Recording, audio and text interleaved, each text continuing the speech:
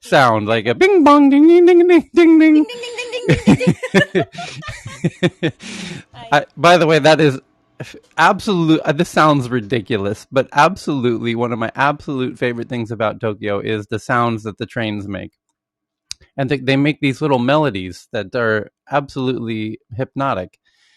And yeah, one time Cheryl was at a train station, or somebody. Who was it? Vinay, was it you who in the background you had somebody had stolen a Japanese train sound? Yeah, Vinay. Yeah, his Android phone had some Japanese train sound in the background. Anyway, it sounds silly, but it's absolutely true. Just hearing the melodies in Tokyo from the trains and the crosswalks, it's like they're meant. I think they're meant for blind folks to be able to easier navigate across crosswalks and things like that. But some of the little tunes that they play are absolutely fantastic. So, welcome back, and I hope everybody had a fantastic weekend. Yeah. How was your weekend, Cal? Nice, nice. I took yesterday mostly off, right? So just hanging out with the family. The family's kind of coming together over the summer. Oh, right. And Well, so, let's yeah, we're mention spending more that. time together. So Cal, Yeah. believe it or not, has a family and a wife and kids and the whole shebang. And you probably even have a house and cars and all that stuff, right, Cal? So, Yeah, a couple. and because your wife is an educator and your kids are in school, but now they're on their, the Europeans are getting into their summer break mode. And this is something Americans fundamentally don't know, which is in Europe, people take off for the summer. And well, I think, people have heard that, but in America, we don't really have this because we only have about 2 weeks off per year. And so, but the Swedes take off basically all of July and half of August. And that's where they're off right now. So they'll be back in about 2 weeks. And that's why we're missing a lot of our Swedish friends and all of our Scandinavian friends. And then the other parts of Europe go at other parts of the year. So the Italians go a little later in August. And then the Brits also, it's a little more August. And that's why Cal starting when? Wednesday or so? Wednesday or Yeah, Thursday? probably Wednesday. Yeah, Wednesday. Let's He's say Wednesday. Yeah. he's going to do his annual summer holiday because his wife's an educator and his kids are out of school. So the whole point is to detach and, reconnect with your family and nature. And it's an incredibly important thing that I highly recommend everybody do. But so Cal will be with us in spirit, starting Wednesday for about a few So weeks. what we do, like this is something we've been doing for, I guess, ever since we moved back to the UK when I've had a more of a flexible, after I left Best Buy and I became an investor, one of the things we do it in August, we just we regroup as a family in August. When the kids were young, it's easy. We have a place in Hilton Head. We just go on the beach and just hang out. And so this year, like because the last 6 months I've been involved in Clubhouse, this has really engaged me. But I also want to have the discipline of doing that. So I'm just going to disengage from Clubhouse for most of August. And my FOMO is going to be huge, huge. So I'm going to be looking at the Twitter accounts as much as I can. And you'll go My completely family's bald. going to I keep think I me. think what you're worried about is you're going to lose all your hair. Yeah, Yeah. I'm gonna lose my hair. B, I'm just gonna have huge amounts of FOMO. So I'm gonna see if I can do that. So I'm gonna just get off Clubhouse like fully. And We gotta figure out a way to sneak you out the best headlines though somehow. oh, I can see them on You Twitter. know, I'll occasionally go on like Twitter. getting Yeah, like how prisoners have to sneak in cigarettes into prison. We're gonna have to figure out how to get you the absolute best insights you that have to promise to read one of my headlines at least once a week. That's what you have to do. That's the bottom line. I think once a week you can pop in for like 5 minutes, and we can just give you a condensed 5 minute recap of the week or something. Yeah. So Anyway, so yeah. So yeah, that's gonna be but just to fun. lessen Thanks. just to lessen the blow, so people don't have Calpatel withdrawals, because that's a real symptom, by the way. Nobody gets that. That's an No, but you do actual. lose your hair. You do lose Yes. your hair if you don't go to Tech News. You do. Yeah. It happens.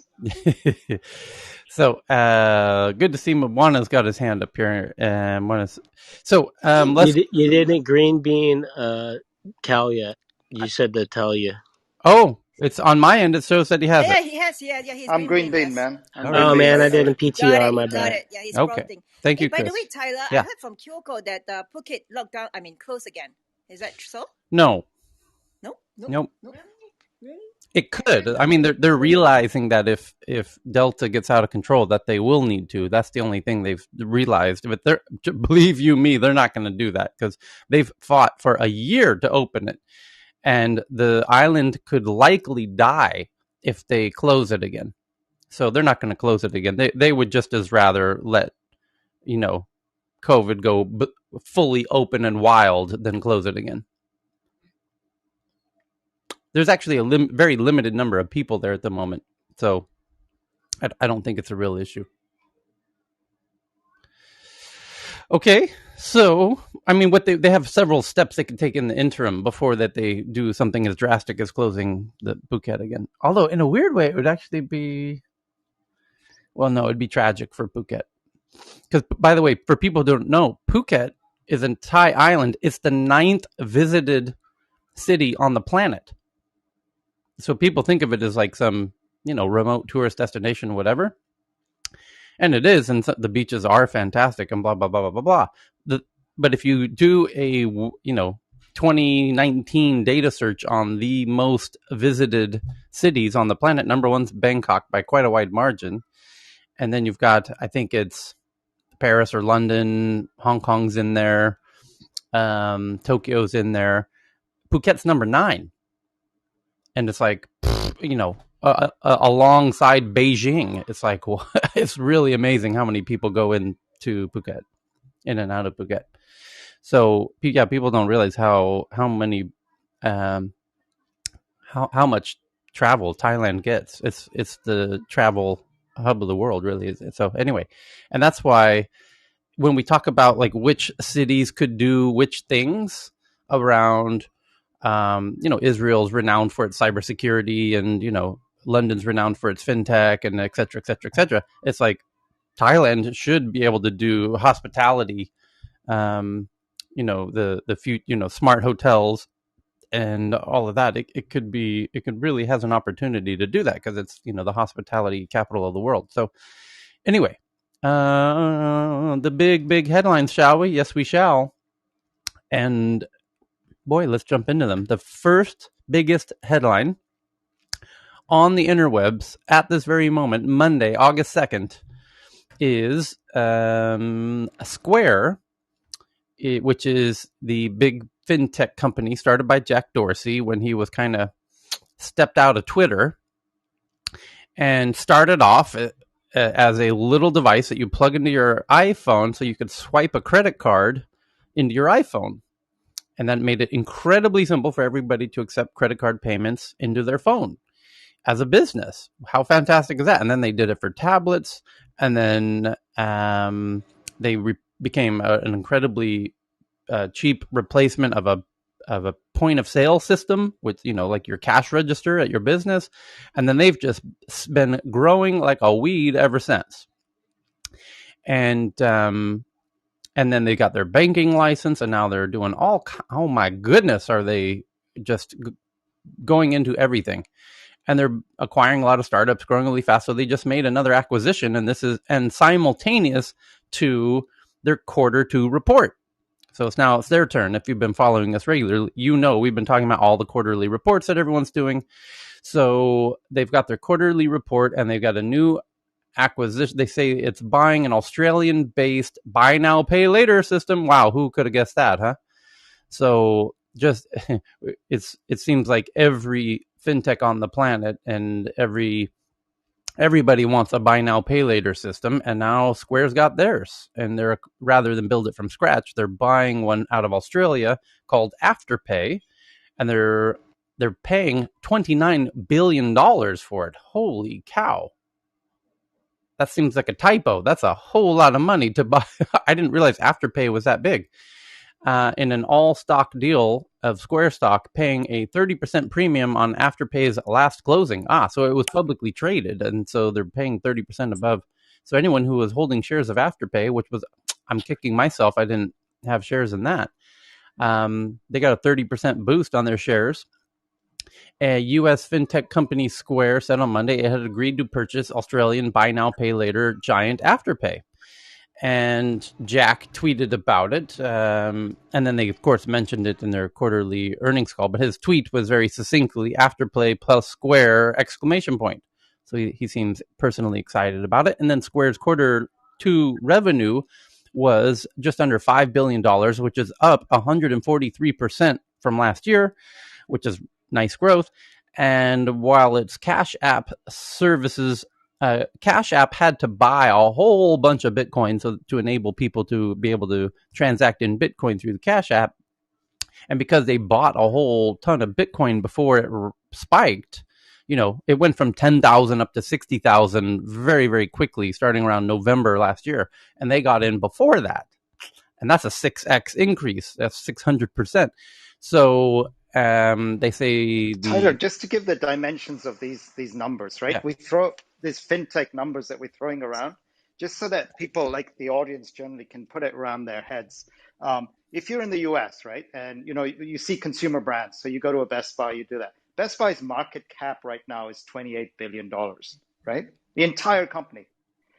If you're in the UK and you go to the number one like grocery, supermarket every day, and you go to the shop and you hang out, you do stuff, and it's like, Tesco, number one. I think if I look at it here, 18 billion pounds, is that? Yeah, probably about $23 billion, $24 billion, right? And this thing is being bought for $29 billion. Just the scale of these valuations are just amazing. Like Yeah, they're just, and I've never heard of it, and it's partly because it's from Australia, and I'm wondering what other markets they were active in. Yeah, but just to give you an idea of how these buy now, pay later companies are going to be booming, and everyone's going to have one. It's going to become an integral piece in every e-commerce. If you're selling stuff on the internet and you don't offer buy now, pay later, you're going to be at a strategic disadvantage. And I think everyone's starting to realize that it's just going to be table stakes. So, in fact, I was on a little tiny seller e-commerce site yesterday. What was it? It's this cold pool. It's called Plunge, Plunge, and it's basically just like a one-person jacuzzi / ice bath, and it's very incredibly stylish, and it's got a bacteria killing, infrared system, and all the good bells and whistles. But now, because people are this whole hot, ice bathing and hot water bouncing routine in the morning. I wonder how many people have figured this out, but like a lot of the super uber wealthy cool kid geek people are realizing the tremendous benefits of having your own ice bath and sauna, and doing this like bounce back and forth between the two 3 or 4 times in the morning, kind of as your morning ritual. And it's as a replacement for coffee. I've started doing this myself, and it's quite fantastic. And you can do it by just getting a couple of oversized trash cans and filling one of them with ice and water, and the other, I would recommend you buy brand new ones for this purpose, and then filling the other one, like boil up a bunch of hot water, and you have these two, and you just sit in one as long as you can bear to, and then jump in the other one and sit as long as you can bear to, and you go back and forth a few times. And what that does is really amazing for your cardiovascular system, because when you go into really hot water, your body tries to equilibralize, the temperature, and so all of the blood goes out to your extremities, to your fingertips and your toes, right? And then the other, when you jump into the cold water, it does exactly the opposite. It tries to preserve your organs, so all of the blood from your extremities goes into your core to protect your organs. And so what you're doing is you're basically doing an incredibly intensive cardiovascular workout just by bouncing back and forth between extremely hot and extremely cold water. And and so people are doing that, and it has a really amazing effect. I mean, there's certainly a hormonal aspect to it as well. And anyway, so this Plunge startup, I was looking at the website.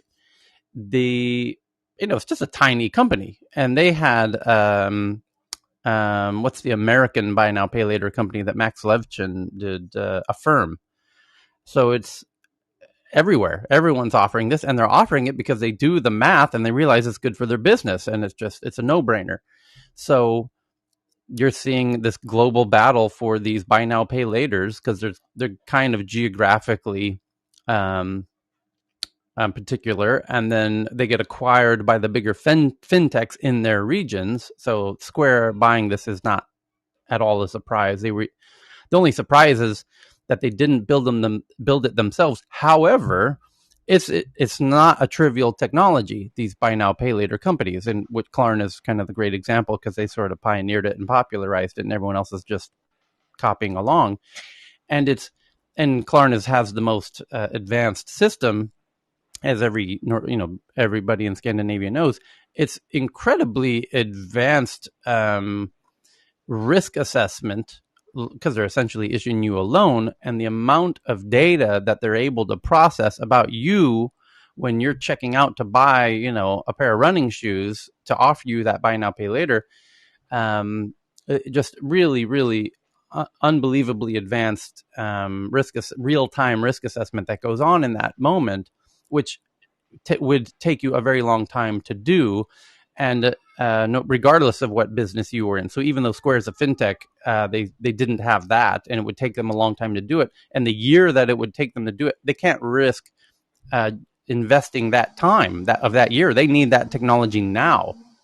So that's why they're willing to overpay for it today, because they already have a huge user base to roll this out to immediately. So yeah, kudos to the team from Afterpay. By the way, kudos to Australia, because you've now got another super mega unicorn So at Tyler, 30 billion valuation. Yeah, just a quick point. I've been studying some of the stats over here while you've been talking on Afterpay. Actually, Afterpay, sure, the headquarters are in Australia, but they're all over the place, sure. right? United States, United Kingdom, Europe, Mm-hmm. whole bunch of other countries, and they've been expanding very rapidly into essentially taking over major brands all over the world. And the one thing that you notice on the stock is prior to Twitter coming in, all of your major buy now, pay laters had been rising on account of the trend, but for some reason, this particular stock had been coming down. Um, and so, I mean, the price has gone up recently on account of the Twitter purchase, which is for 29 billion, but this hadn't been following that trend. So there's something else that's going on there. Well, But I'll leave it at that, they might not just be for the further market leader analysis. in some of their key markets, like the U.S. Yeah. and UK, and if they're because this is the dynamic. I mean, it's a horse race wherever in whatever market they go into. So if So I'll they, just end one sentence, brother. yeah, I think what's happened is they have the Australian market, yeah, but they didn't have and they had their step in the US and right, Europe and their UK markets. yep, And that's where the synergy comes in, where Square adds in. So he's gone in for a lower player yep, that he can synergize into the right, ecosystem. He's bought at a lower price, yep. and that's what he's basically Yeah, done. because it doesn't make sense for him to buy the market leader he just wants the technology, right? And because he has the user base to roll it out to, right? So he does why you would buy the market leader is you want the demographic, you want to he is the biggest fintech in terms of adoption, so he doesn't necessarily want the market leader. He just wants a really strong tech and team. Aaron. Yeah, Tyler, just to add to it, I think it is, yes, definitely the technology, but it's also, I mean, I worked with Afterpay. I worked with the guys in Australia when I was there in 2016 at MasterCard. The other thing they did really, really well is they worked a lot of bilateral agreements with the retailers. So just like Square had to do with a point of sale, these guys got right in with the retailers to drive their basket sizes and their money forward. And they also engaged the likes of banks, Commonwealth Bank of Australia and MasterCard from a further product deployment perspective, like cards, etc., and giving the retailers loyalty programs. So there's a lot more to Afterpay than meets the eye. And I also think they didn't clash, exactly to your point about demographic, they didn't clash with Square. There are other markets that Square now have the agreements directly with all these retailers to go beyond what Afterpay had as just buy now, pay later, whilst also integrating that technology. So I think it's a real big win for Jack on this. Yep. Well, you can tell from his tweet, like he was obviously personally excited, and thank you for that additional insight, Aaron. And the next biggest story is from Reuters that Zoom, the video platform, agrees to pay $85 million and bolster its security practices to settle a class action lawsuit over alleged user privacy violations and Zoom bombing. And what is Zoom bombing is people jumping into your Zoom without you welcoming them, usually with genitalia involved. And Zoom Video, agrees to pay $85 million to settle this class action suit, essentially. And it's strange. We could get into the nuances of it, but essentially, the Zoom architecture, where people have the option to have closed rooms, and they oftentimes don't, and they don't realize how easy it is to get into rooms that you leave open, and people can, you have an account. Those of you, I have a paid Zoom account, a pro account, and if you have a pro account, it's a static URL, and if you share that static URL to anybody, and especially if you ever put it publicly anywhere on the internet, I mean, forget it. Like, you're going to get Zoom bombers showing up eventually. It's kind of like asking for trouble. So, but the users don't want to do the proper hygiene of having closed rooms. They want to leave the rooms open because it makes it easier for the guests to jump in without having a password. I can understand that, but yeah. So people get. Initially, they didn't even have that. Initially, the whole thing was open. Mm-hmm. You didn't even have the option in locker room, right? So anyone could just jump in. Yeah, but that's been addressed for a while. But it's unfortunate. They're settling their suit for $85 million, and they agreed to pay and bolster its security practice to settle a class. Yeah. So next big article is that Starlink, which is the global Wi-Fi, not Wi, is it Wi-Fi? Yeah, kind of it is Wi-Fi. Global satellite-based Wi-Fi system by SpaceX has secured a license to build a satellite ground station on the Isle of Man, aiming to provide blanket coverage across Great Britain. And this is quite interesting. So the next, this is according to the Telegraph, Elon Musk's Starlink will seek to provide high-speed internet across Great Britain. The company is filing with the Isle of Man's communication regulator to set up a ground station and install equipment on the island. This continues Starlink and SpaceX's effort to provide broadband for the whole world by September of this year. So by next month, they plan their ambition is to cover the planet in satellite-based Wi-Fi within the next month. Anyone with a hot take on that? No, it's not Wi-Fi. It's internet, high-speed internet anywhere in the world. But Wi-Fi is what you do in your house. It does have Wi-Fi. It does connect from the internet to a Wi-Fi router in your house. But I think what they're doing would not be described as Wi-Fi. But it's still amazing. That's for sure. No, the way you use it is through the Wi-Fi connector in your devices. That's my point. Correct. But that's anyway. I guess we could argue the semantics of it. They're providing the long distance connection from your house to the internet, and you do access it in your house via Wi-Fi. That's correct, but it itself is not Wi-Fi. It's satellite internet, but still amazing stuff. And they're going to need to put ground stations everywhere because it's until they get inter-satellite links going. They're going to it's a low orbit satellite, so it doesn't see a lot of the world underneath it as it's passing by. So wherever you access it, there has to be a ground station within the field of the satellite to connect you to the internet. So they're going to have to build those ground stations in a bunch of places. Eventually, they're going to have inter-satellite links, so that if you're in a remote place, this link goes up to a satellite, which goes to another satellite that has a ground station below it. So they got a lot of deployment to work on, but it's still just an amazing system. Is anyone? I worked on this stuff, 40 years ago. Anyone able to comment on why they chose the Isle of Man rather than London, for example. That might be worth investigating. The political, might very well be a tax reason of Yeah, some sort. tax.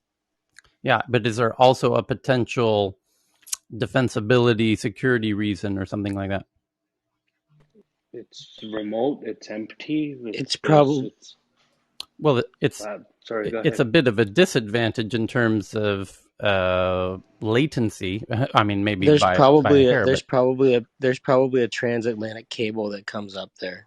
I Yeah, don't a I don't fiber know optic this is cable. a fact, but Yeah, that would be my hunch. yeah, that it's more Because infrastructure. they need really good backhaul to support the satellites. Backhauls the connection to the main internet.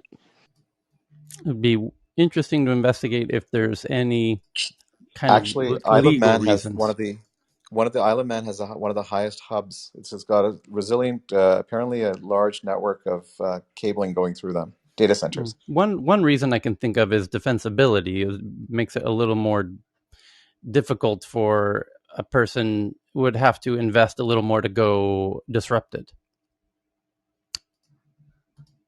This is what I'm getting to, which is, well, although if you get really serious about disrupting it, maybe it gets a little easier to disrupt it. If you're you see what I'm saying? Like at some point, Starlink, we're going to start seeing headlines like we already do around Myanmar, where the government shuts down the internet. And when it comes to wanting to shut this stuff off, that's where the strategic placement of these base stations will be quite worth investigating, because then they'll go attack this particular location. And so why wasn't it in London? Well, because, anyway. I'm gonna tweet a link to you, Tyler. Okay. So the next big headline at this very moment is some K-pop stars are bypassing Twitter and Facebook to create platforms for fans, like a company called Universe, which features AI-generated voice calls with the idols.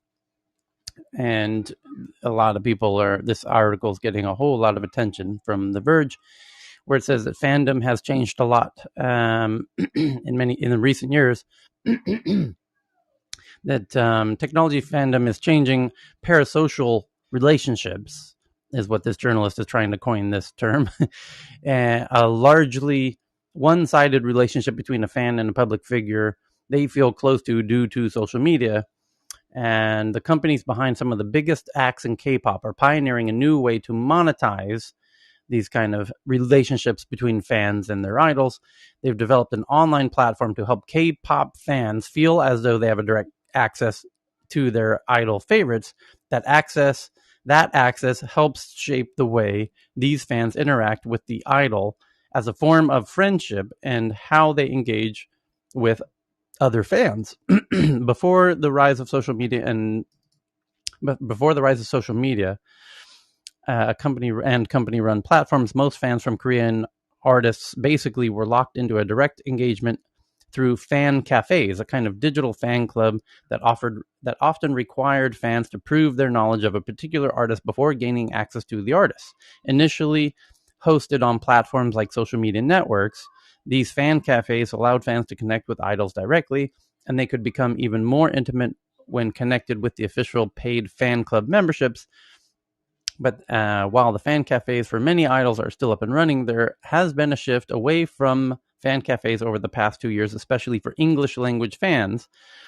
In their place, several companies are creating new social apps specifically for artists, entirely bypassing third-party platforms like Twitter and Facebook.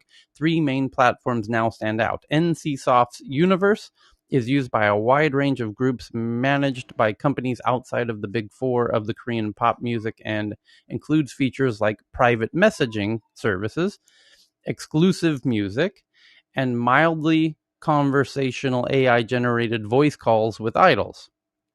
Hybe's Weverse is a home to mega groups like BTS and TXT, and structured more like fan cafes. It's kind of more of a digital, basically these huge K-pop groups want to own their own fan cafes rather than having their fan cafes on Facebook, for example, as a fan club, as just a Facebook group.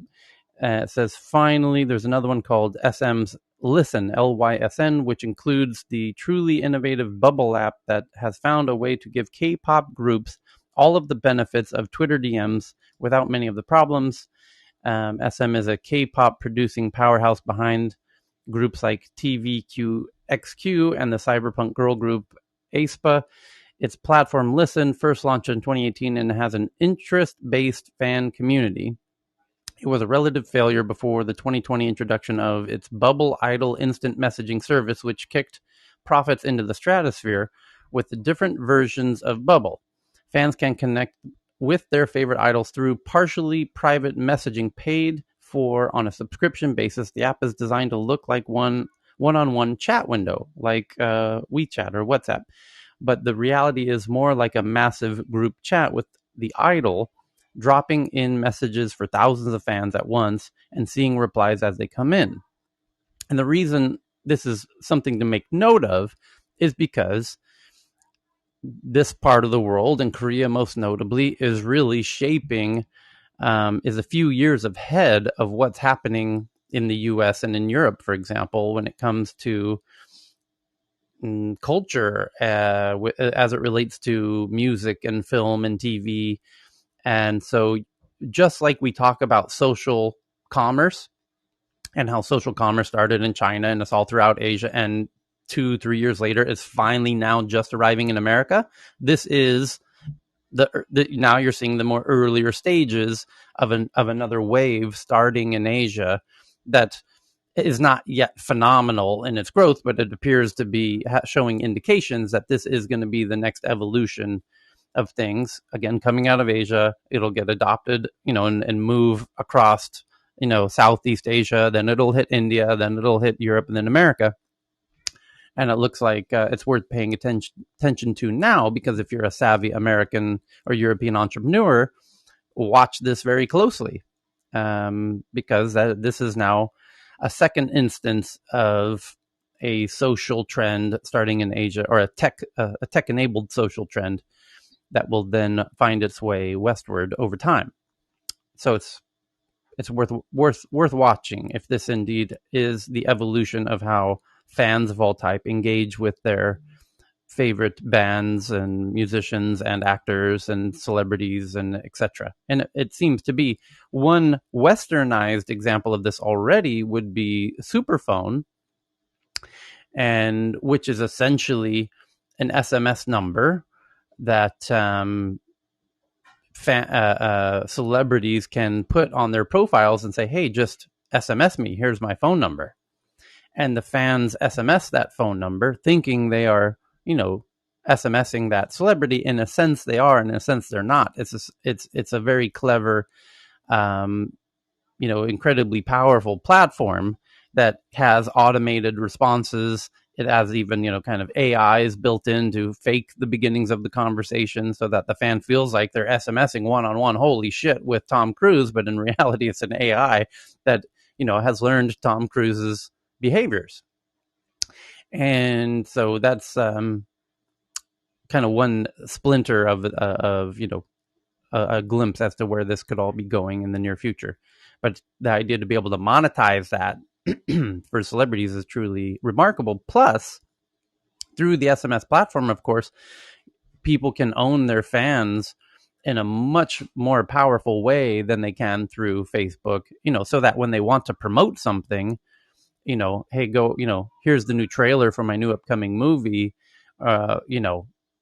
here's ticket sales, or, here's something that is contractually the company I'm doing business with wants all of my fans to know this. Well, now I've got them all on SMS, which has the best open rate of any platform on the planet, because they normally, the time it takes them to open it and the open rate, this is the thing that marketers obsess about, is what is the open rate of your email list when you send out an email, what percentage of the people open it. It's normally a very small percentage, but in SMS, it's normally, in the 90 plus percent, and emails like in the sub 10%. So just to highlight the power of kind of these chat apps, and having that direct relationship and having a tool to manage, a million, because your phone, even your WeChat app or your WhatsApp can't manage millions of, fans, but these new platforms are being created for those use cases, and they're quite interesting.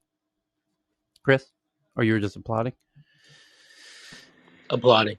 Okay, so next big article is a profile of Bored Ape Yacht Club, an NFT collection that sold for $2 million in April, spawned a collector community that has since seen $100 million in trading activity. And this, again, is another tech-enabled social trend that this time is more starting in the West and is now heading east. And that's the nature of tech in 2021 is innovation can happen in any part of the world and then finds itself going in other directions. And in this case, the West is a little more leading on the NFT front, and Asia is now picking up on that trend as well. And in this case, they're highlighting. This is from the New Yorker, and Bored Ape is not.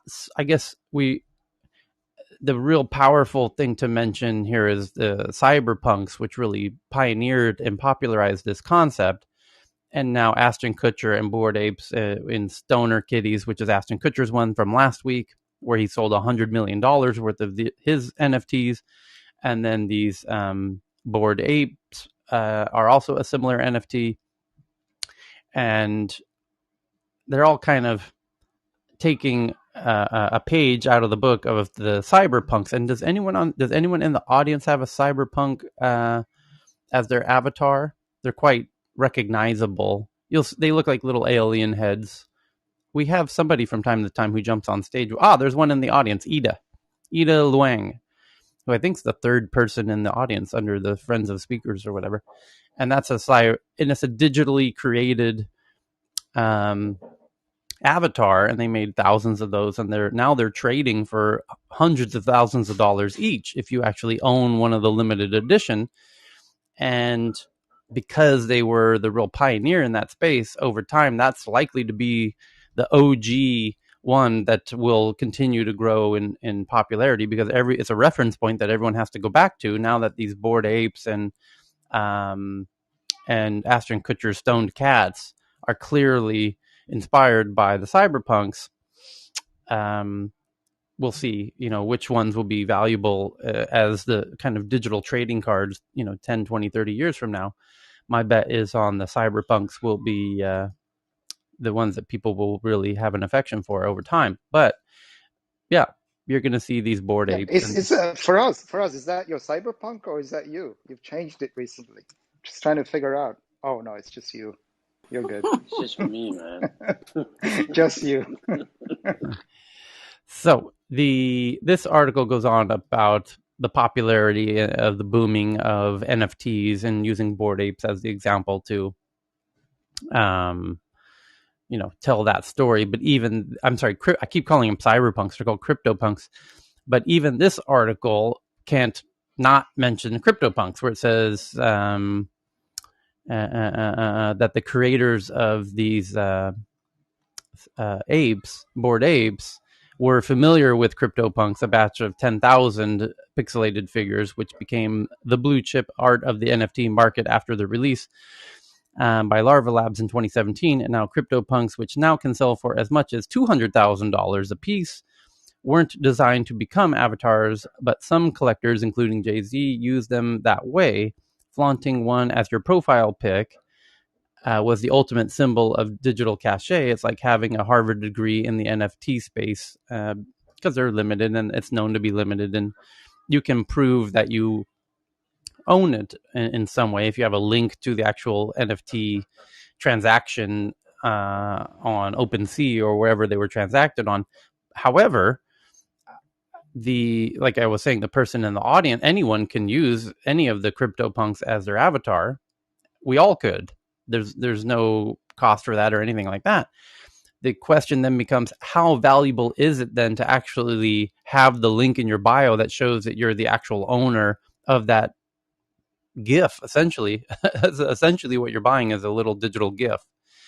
And So if anyone can it's so easy to digitally duplicate the GIF and use it as anyone can do a CryptoPunk as their avatar. So what's the value isn't being able into using it as your avatar. It's the link in your bio that shows you're the owner of that GIF. Okay, I guess that's valuable.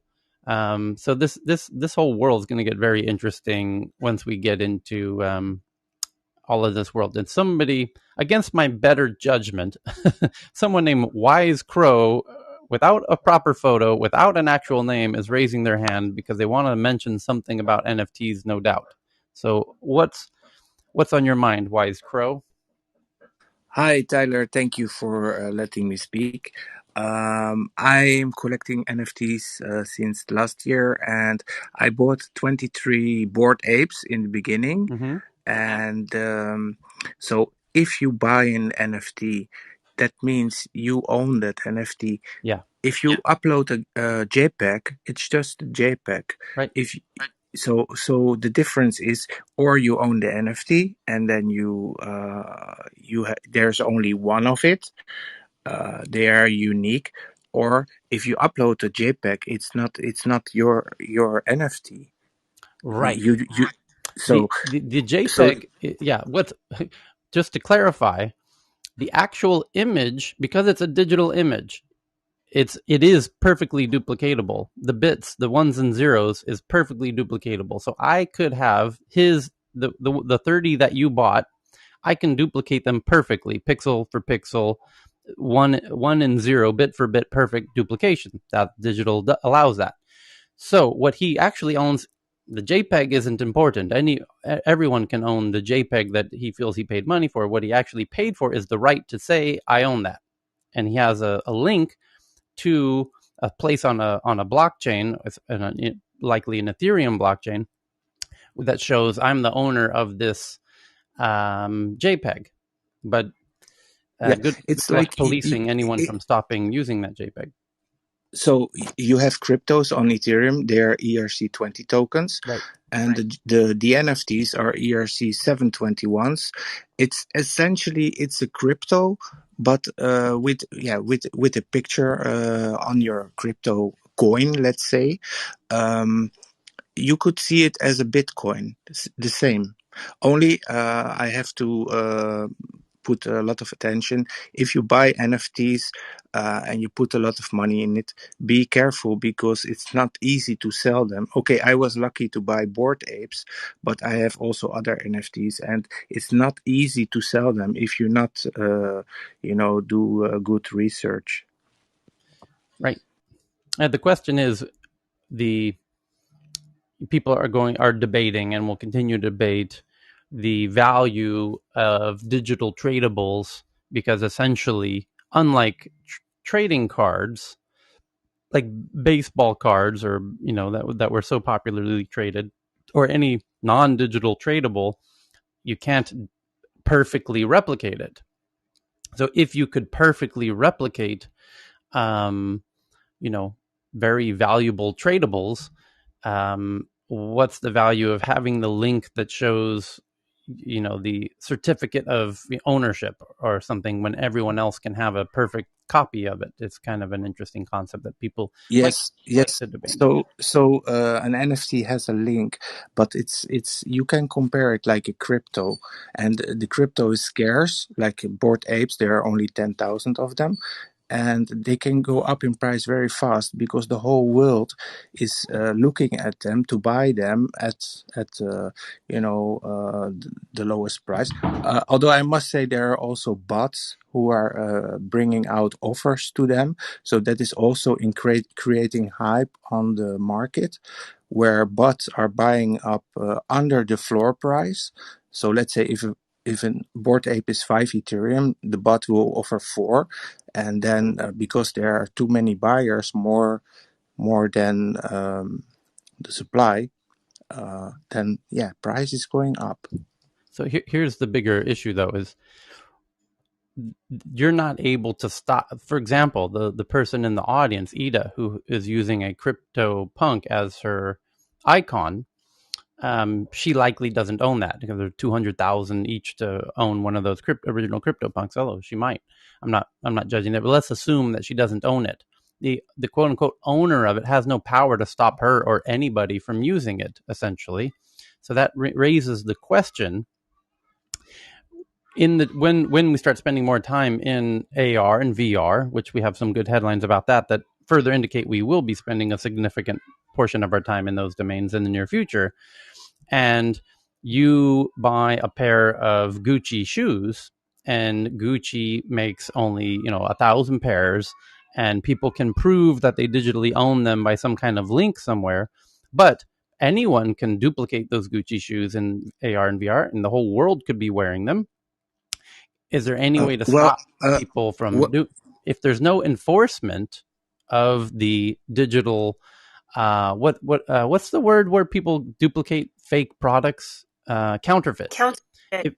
Because in the real world, if you could perfectly duplicate a Louis Vuitton handbag, perfectly, then what's the difference of the person who quote unquote has a certificate of ownership and the person who doesn't? Is it really that relevant? Because the real value of the object is to walk around with it and be the visual aesthetic of it. And in the digital domain, you're going to be able to walk around with the digital aesthetic of it without owning it, like that person's doing in the audience, where she's has the digital aesthetic that she's a CryptoPunk as her avatar, but she doesn't own it. So what's the real value of quote unquote owning it when there's no the real power value to stop other people from also displaying it? So the Unless real value is that it's coded in the smart contract. It's in this way. For example, the Bored Apes, they have a piece of land in the metaverse on sandbox.io, and only if you have an original Bored Ape, you can enter that piece of land, and there you can You're not visit the directly jungle. answering my question because it's not convenient for you. I'm not talking about digital land. Please, if you want to So if you have a JPEG, let's Yeah. say you copy my NFT, Correct. you cannot enter the metaverse. So you just have a JPEG. You are not on the blockchain. You are not accessible worldwide 24/7 by all crypto collectors of the world, which are a few 100 million now, and growing. So yeah, you don't have access to the blockchain. And it's all about having access to the Ethereum network, where you can transact store of value in your NFT to another 24/7. You own the private keys, so you can be your own gallery and transact on the Ethereum blockchain with your art. And if somebody copies it, go try to sell a JPEG on the internet. You're fundamentally not understanding the conversation. I So think Tyler, it's a very niche thing. Only those people who are involved in that blockchain probably think that there's a value in it. For those people outside, unless the owner of the original logo or whatever cyberpunk trademark that logo, if not, there's no value. Correct. There's Can't sue no anybody. ability to police it. So Tyler, here's a thought. I heard a great example in one of the conferences, and the guy said, if you think about NFTs, it's like buying an original Rolex and everybody else has fake copy Rolexes. The real value of it is going to happen when there It's are not like events. Vinay. It's Or, not like that at all. It's like everyone no, else no, hang has on. the exact same molecular Rolex that you do, except you have Yeah. you have a separate piece of paper in your wallet that says I'm the actual owner of this Rolex, but everyone else also has the exact same Rolex. Please don't. Exactly. Hang on. Right. I get what you're saying. But the value The, comes from when there's access to certain spaces for only that original Rolex, the one that has this piece of paper No. attached to it. There's not one authentic Rolex. They're all exactly the same Rolex. You have a so separate piece of paper in your wallet that says I'm the owner of the Rolex. Everyone else has it. The entire world is wearing the exact same molecular, identical carbon copy Rolex, but I have a piece of paper that says I'm the owner of it, and that's what you're able to trade. So there is a Tyler? problem. There is a problem with policing the blockchains because there is a non-censorship on the blockchain. It cannot be censored. If you deploy a smart contract, somebody can copy it and act like you, but it's non. There's a non-censorship, Again, and you're this makes fundamentally misunderstanding the point. Is that the people who copy it are not interested in selling it. There's an aesthetic value to it that they now have access to. They can walk around I like think she's I doing. think The person with the CryptoPunk avatar in this audience is not trying to sell it. She just likes the aesthetic of it. And the owner of that contract is not able to do anything to stop her from doing what she's doing. In the real world, with physical objects, first of all, there's a burden to making identical replications of it. And more importantly, there's laws in place to stop those people from doing it. In the digital if space, both of those disappear very quickly. if I upload a picture of the night watch, which is in Amsterdam in the Rijksmuseum, as my avatar, uh, is the police something going to do about it? I think No, not. because you can't upload the actual physical fucking painting into here. You're again fundamentally misunderstanding the entire point. Tyler? Um, PTR and you'll see my limited And edition if new you could NFT. bring the Night Watch from the Rijksmuseum into Clubhouse, I'll pay you $1 billion if you could physically bring that physical painting into the digital world. That would be truly remarkable. And as soon as you can do that, yes, they will come stop you. It's very hard to police the blockchain.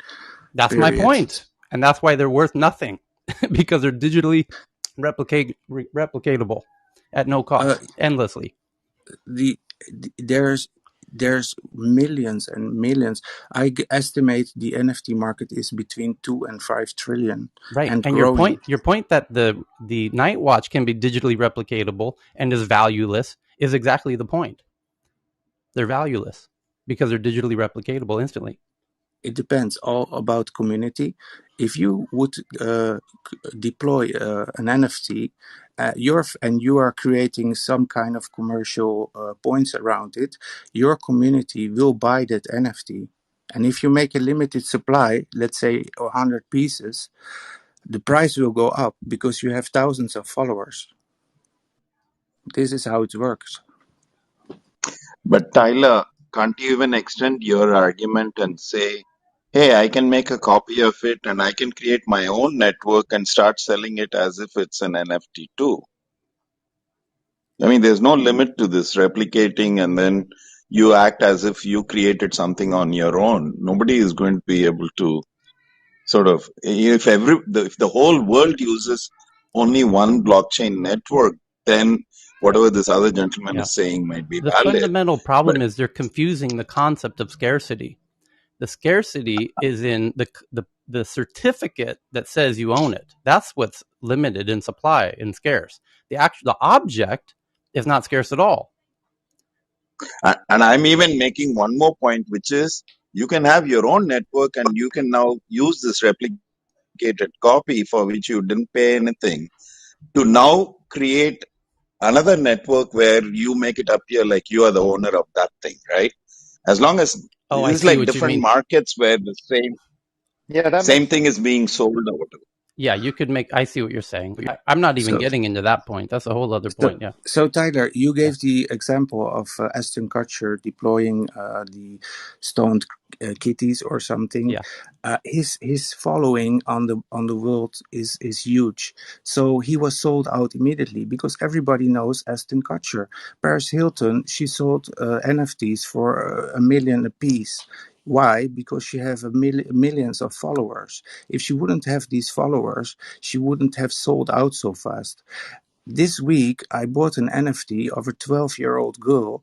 She created the long necky ladies that are drawings of which are created by artificial intelligence software with all kinds of rarities. So they throw in the drawings into the software, and they come out in all different versions. You can all set it digitally with rarities, and these rarities also, the collectors go after the rarities.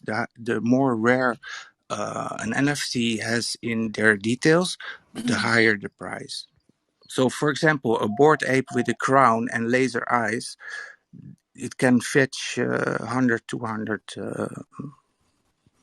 let's say, Ethereum. Tyler, it seems to me that you're going in circles with this one now. Yeah, I think I said I, against my better judgment, against someone hiding their name in their face. If again, not it's more like just an example for the class to follow of why that's a Yeah, bad Mohamed's case. right. Let's Let's move on. I think, yeah. yeah.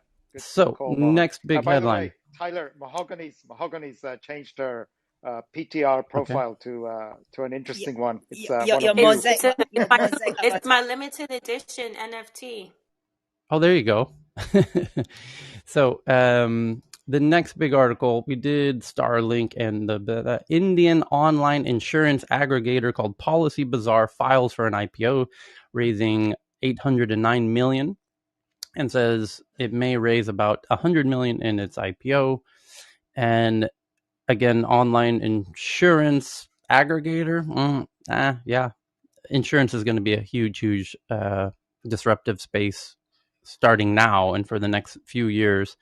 And as usual, the geeks and the data and the data scientists and the AIs are absolutely going to demolish that whole space. So just be mindful of that. And then the next articles from the New York Times. After a decade of online identities coming under increasing centralized control, online anonymity is starting to look like a threatened privilege than a right. And I'll tweet this one out for you. And this fits very squarely under the I told you so category, that we're in the very near future not going to be able to be anonymous as Wise Crow's doing today, because it just enables too much, buffoonery, essentially. So this New York Times article says in early July, when England's soccer team lost the European Championship final to Italy on its home turf, the crushing defeat was followed by a torrent of racist abuse on sexual media directed at the team's black players. The messages, part of an ongoing pattern of social media bigotry, were condemned by politicians, platforms, teammates, and fans. They were also blamed in part on a familiar figure, the masked troll. He's been popping up a lot lately, depending on who you are. He may be the source of all political disinformation, one of an army of bots, the leader of an online mob, a hacker, or a scammer. And he has a mascot, the little guy in the hoodie on his keyboard, face obscured in the shadows except for a little smirk. In the popular imagination, this figure operating under the name of Concealed or Chosen is almost always up to no good. That could explain why people so often push for unmasking him. In England, the episode renewed calls for tech companies to enforce identity verification on their users. A petition in the British government demanded that it make verified ID a requirement for opening a social media account, and has more than 688,000 signatures. We have rights to free speech and association, but as real people, not fake people, wrote Paul Mason, a columnist for the New Statesman. One optimistic assumption behind these ideas is that racism is so stigmatized people wouldn't dare espouse such things under their own names. A curious read on politics, British or otherwise, circa 2021. It implies that to adopt a new identity is to become fake, but it's also pretty close to how things already work. After a decade in which online identity came under increasing centralized control, in which various digital and offline identities were mingled, and during which personal data became a hot global commodity, control over one's identity is starting to look more like a threatened privilege than a right. To exist online is to be constantly asked to show yourself. Whose space is it?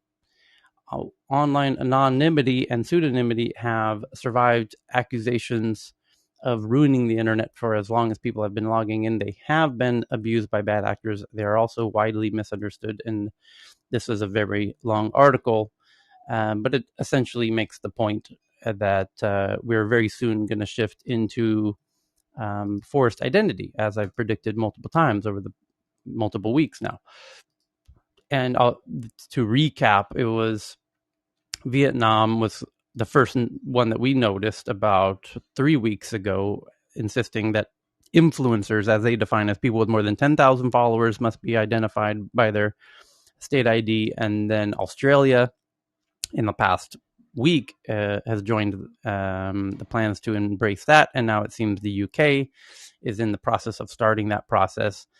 And this article from the New York Times is obviously a U.S. publication, and clearly people in the U.S. are starting to wake up to. I have to imagine there are politicians in Washington, D.C. Writing bills as we speak around enforcing digital identity verification systems, which Apple seems to be plays right into this in a very interesting way, because there was a headline last week that the next version of Apple's operating system for the phone, which is called iOS 15, which we will download all next month, will enable, or rather enforce you to do a biometric scan of your face, match it with your state ID, and then that's one layer of it. The next layer is they're now forcing every app in their app store, which is every app on your phone, to use Apple ID to log in, which will be tied to your state ID.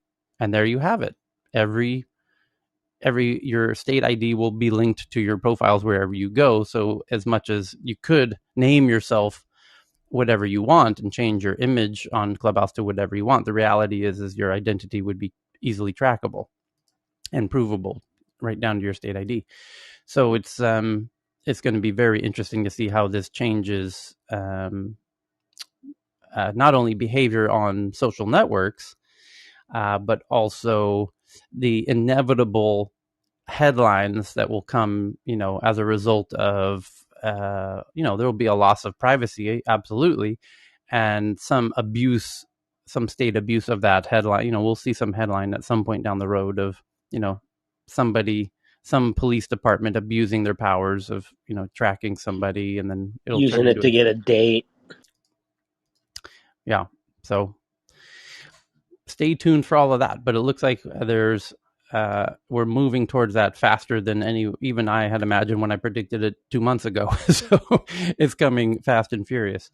And the New York Times doing a headline about it points to that perfectly, because normally I would expect the New York Times to be doing a story about it 4 months from now, and it's already here. So the next big article is from Variety, a profile of Netflix head of movies named Scott Stubber, who has grown original film output from 21 in 2016 to 70 in 2021 as it makes deals with Spielberg and others.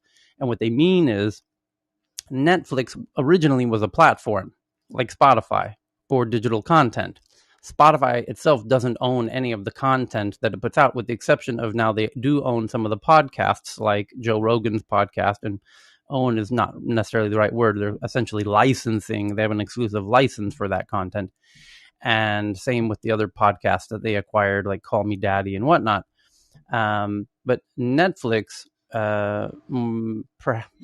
debatably does own the content, where they did 21 original films in 2016 that they financed, essentially. And again, it could be a licensing. I haven't read the contracts that they do with the filmmakers, but in 2021 they're now up to 70 original films exclusively for Netflix. And so they are becoming the replacement of the traditional Hollywood studio, where they work very directly with Steven Spielberg to finance the film.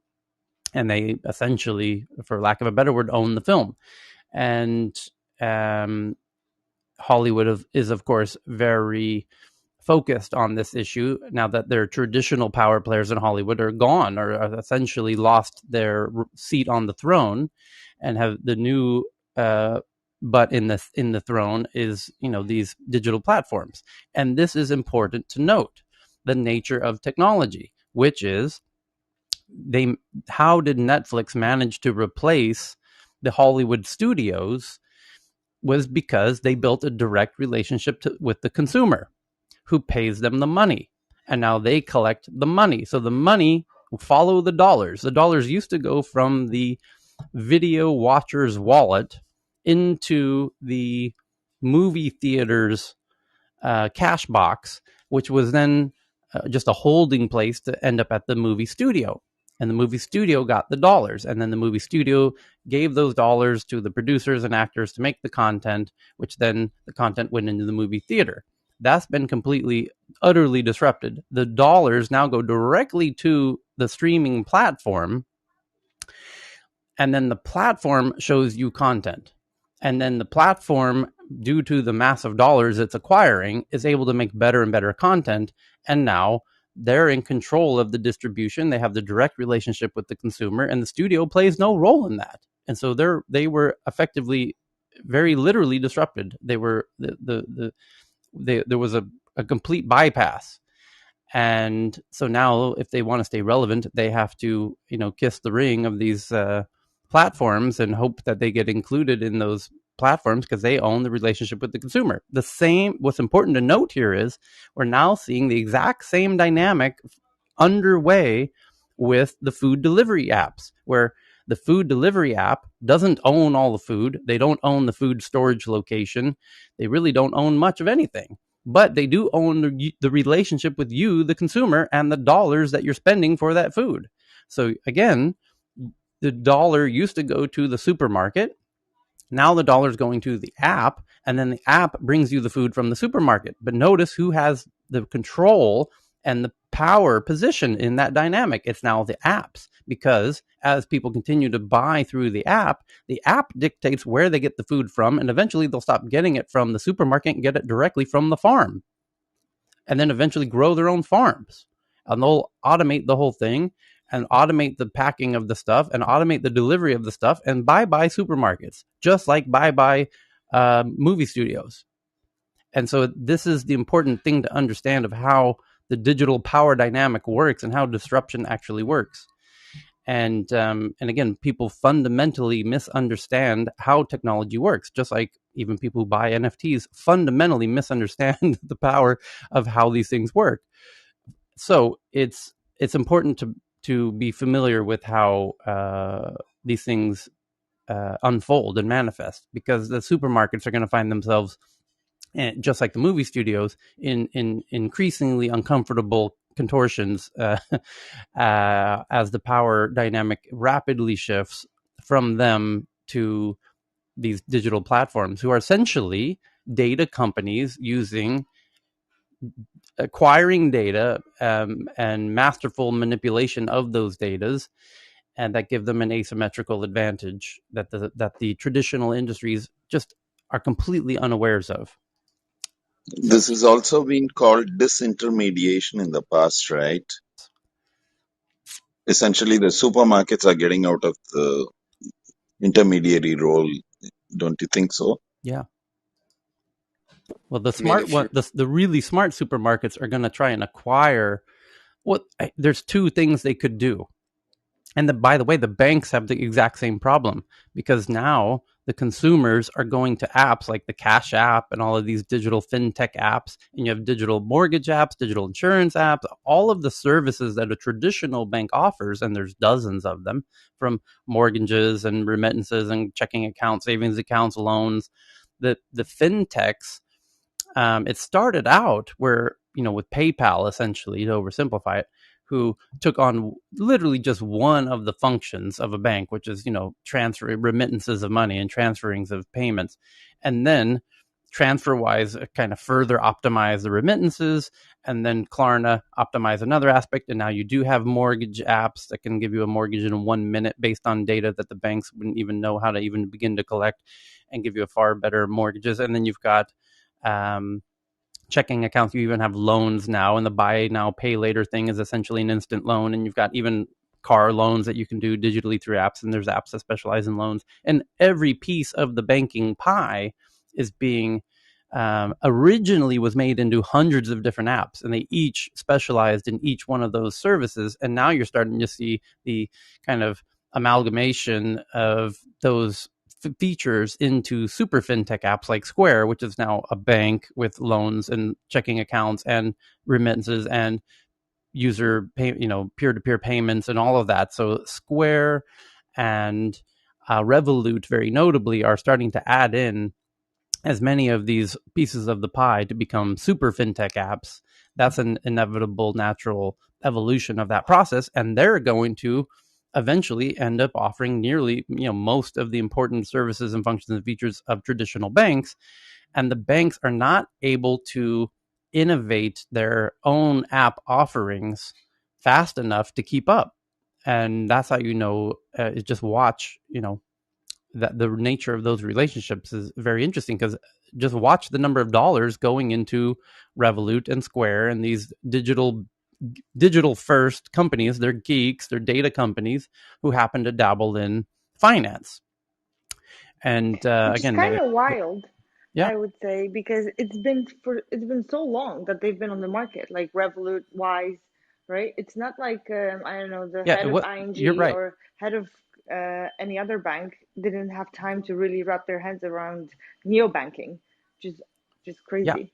well, I think Likewise, they didn't understand the threat. They perceived it as, all the large banks in Scandinavia are all partners of mine in my events, and we debate. We put them on stage together, and I'd say one of the things that people like, that when we do surveys, one of the things they like most about my events is, as I put the neobank CEO. I had the CEO from Revolut on stage with the CEO of Nordic banks together at the same time, and the CEO of Klarna on stage at the same time. So it was CEO of Revolut, CEO of Klarna, two of the biggest fintechs on the planet, with the CEO of the Nordic's biggest banks. And they debate the future. And Sebastian from Klarna said, "We are going to kill you." Those exact words, which a Swede would normally never say. And the whole audience gasps, because in Scandinavia, that's an incredibly strong statement to make. And he says, "Make no mistake, we are going to kill you. You are dead. Your days are numbered. It's game over. We already won the game, the chess game. We already ran the simulation 1,000 times, and we won 1,000 out of 1,000, runs on this. It's incredibly perfectly clear. It's just a matter of time. Just watch the data underneath that's happening, which only the geeks and the neobanks have access to. The traditional banks, the only numbers they see is that their actual number of accounts is going down. So that's the data that they see, is their accounts are going down. That's 1 out of 1,000 data points that the geeks are looking at, which is the number of accounts that they have being created anyway. The only yeah, reason why most people keep traditional banking has to do with their contractual agreements, actually, Oh, well, let me say because this.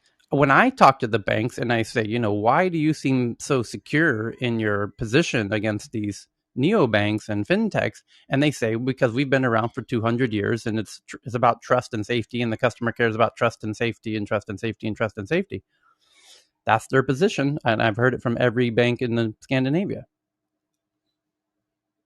Do you feel that Zelle, Coinbase, Binance, NetSpend, Venmo, Square, and a lot of these newer players that are getting massive market share could undergo some form of acquisition or merger moment and sweep the leg? You mean merging together? I mean, I'm looking at it like the way that Zelle came into it, aligning with FDIC insured banks and providing the same utility as a PayPal or Cash App or Venmo. And that basically positioned them in a top down situation where they have a market share of that space. But, PayPal, Coinbase, and similar have now adopted crypto, which then kind of give them an edge. And now Zelle is falling behind. So I was wondering if you felt that maybe the future would look like some form of I would only describe it as something that's like platform agnostic merger type situation Ah, that allow for it. they're too. I think that it could happen, but for the foreseeable future, they're far too competitive with each other. So, I mean, so I Smart and Final, when you go back to the grocery store side of things, from a Vons or a Ralph's or a Publix or Smart and Final, Mm-hmm.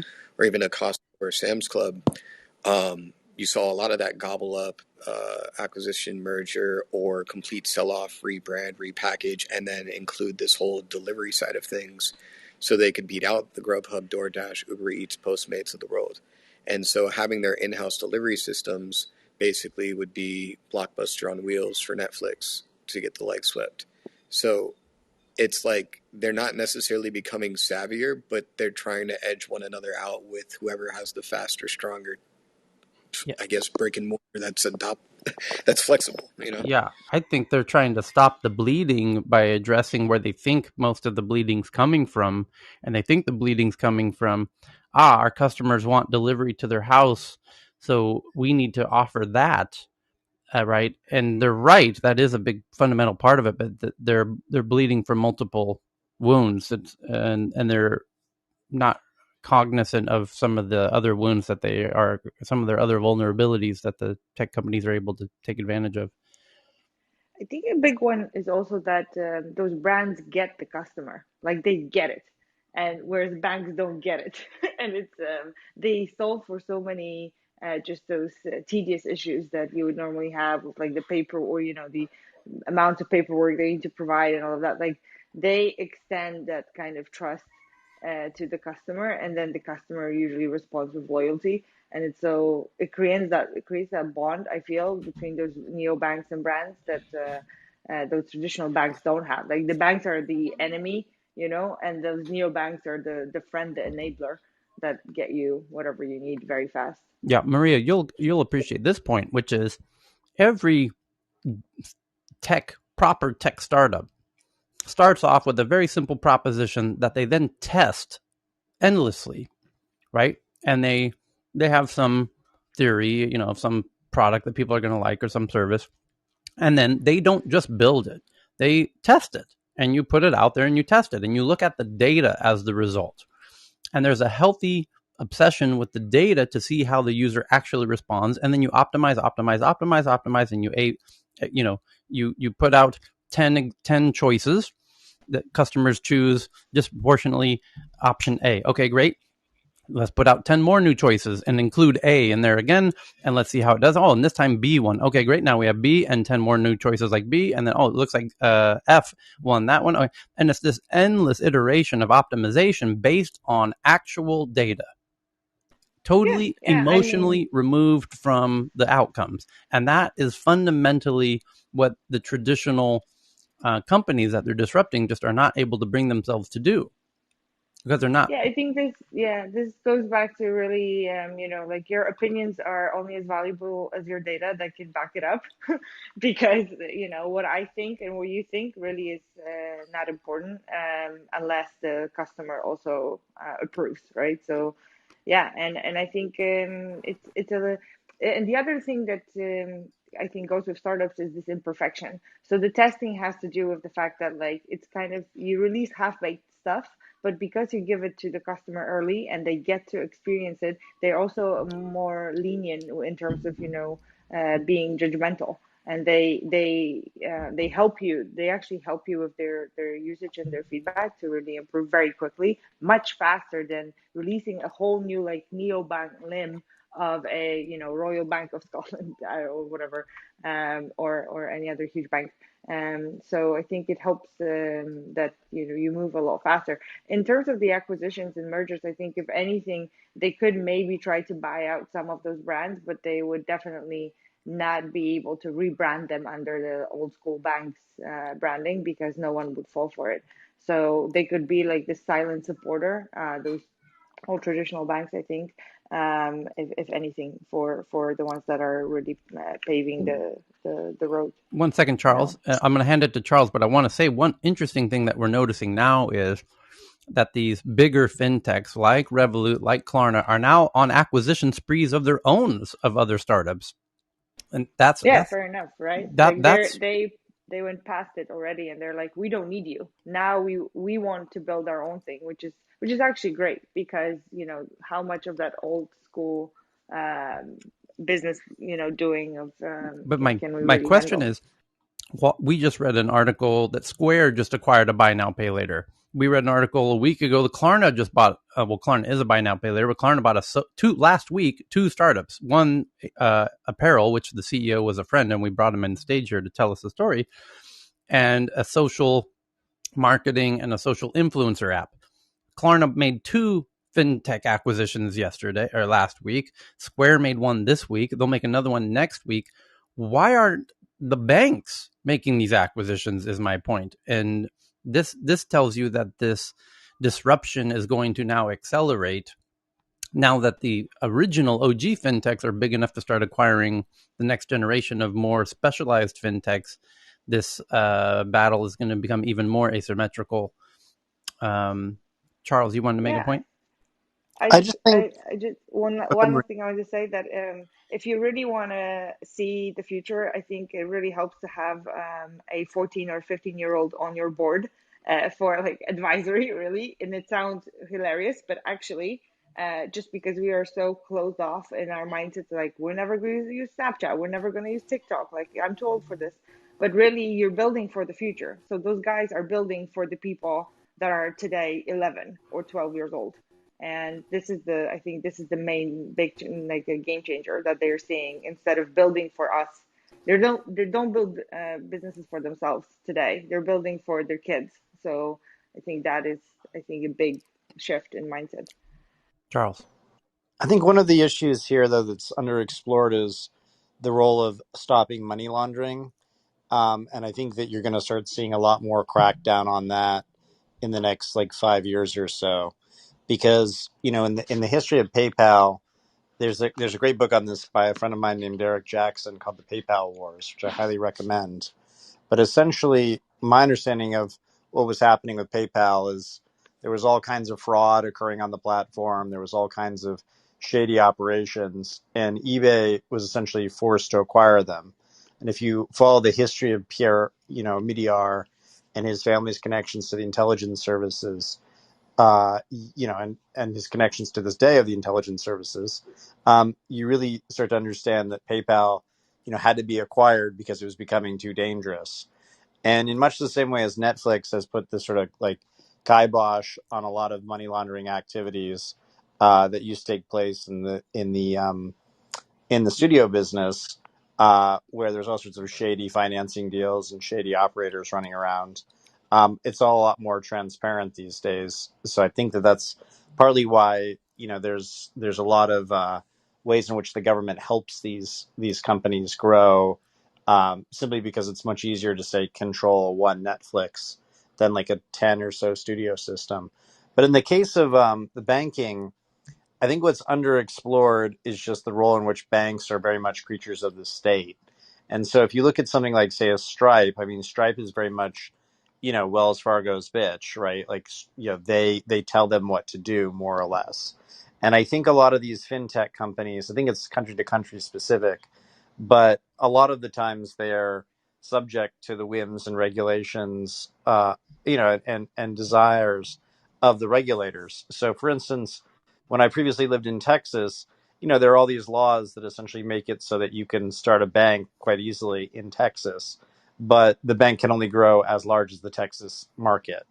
And I think we're going to see, to the extent that the banks really need to compete, I think you'll see them try to change some of the regulatory laws. But I suspect that there's probably a world in which the banks and the fintech properties can coexist, at least over the next 5-10 years. I mean, if you're really trying to put the hurt on like a JP Morgan Chase or some of these others, I mean, these are very, very massive, infrastructures that are very hard to really like to disrupt in quite the same way. And just on a final point on the groceries, um, there's all sorts of different grocery stores. There's this great book that just came out recently called Becoming Trader Joe, which is about the history of Trader Joe's, which will be familiar to some of the American audience. And essentially, his argument was like, there's all kinds of niches that haven't been hitherto explored in groceries, and maybe when we have delivery and all these other things, we'll start to see more exotic offerings on the part of grocery stores, rather than the sort of just standard fare. So we've got. Can I, can I Um, jump in on the sorry. banks, please? Go ahead, Vinay. Um, yeah, so Charles, you're 100% right on the infrastructure of banks. So just to give you an India example, India does not have digital-only bank licenses. And the biggest group that's lobbying against those digital-only bank licenses are the traditional banks. So today, the neobanks have to partner with the traditional banks, and and the fintechs are partnering, etc. And a lot of the the traditional banks, and Monica's not here, but she can validate this. But a lot of the traditional banks are saying, you know what? We'll keep an eye on all these fintechs. They're potential acquisition targets for us. Why build it from scratch when we can see what the game is with these guys, and then we'll partner or acquire or do something with the ones who last. Right, and Uh, the state has a huge incentive to make sure all transactions are known to it, right? So that's sort of what you see with the Venmo or some of these other players. And so, yeah, I think the banks are in a very good position where they can essentially watch as things develop. Certainly, in as these, I mean, you can't really start a new bank these days. So a lot of these fintech platforms, they sort of rest on top of the existing infrastructure. So I don't know that I'd necessarily make the case that the banks are as worried as, say, some other industries where there isn't necessarily the governmental, tacit or explicit support. Guys, I I've just wanted been to, wondering one actually. second. I just want 1 second, Mohan. Can I just one Messi wanted to say something, and then you can say something, and then I wanted to just say something quickly. Is that all right? So Messi, go ahead. Oh, thank you, Carl. I was just going to quickly add that just for us, even as we are neglect, we are very, very small sample, but we be living in Africa and we have like Canadian and American banks and credit cards. And we just had to suspend all of the fintechs and payments that we do because there has been a lot of fraud. Just last month, somebody, I don't know how they got the number, our credit card number from Citibank, and they did like a ton of Ubers and things like that. So the bank suspended all of our cards, which happens all the time. We travel even within Africa or other places. We have to tell them where we are going because this just has been so many. So my husband can't convince him anymore except using our city credit card. We abandoned using any of the fintechs. So we know also all our friends who have been expats and traveling around. So I think fraud, as somebody mentioned earlier, is a real thing that happens to us personally. I just wanted to add that.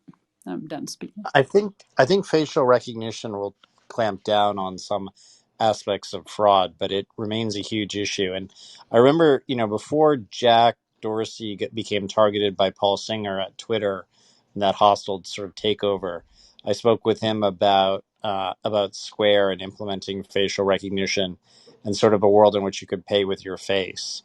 And I think when it comes to countries where trust is low, you'll probably see a lot more biometrics used to validate identity, which is a form of validating all the stuff that fintech ultimately rests upon. Hey, Tyler, Mhm. I've been wondering for the last many minutes when you started talking about this, what the story with the Chinese fintech companies is. Are they in a similar situation like the one that you were describing about the Western banks versus Western fintech firms?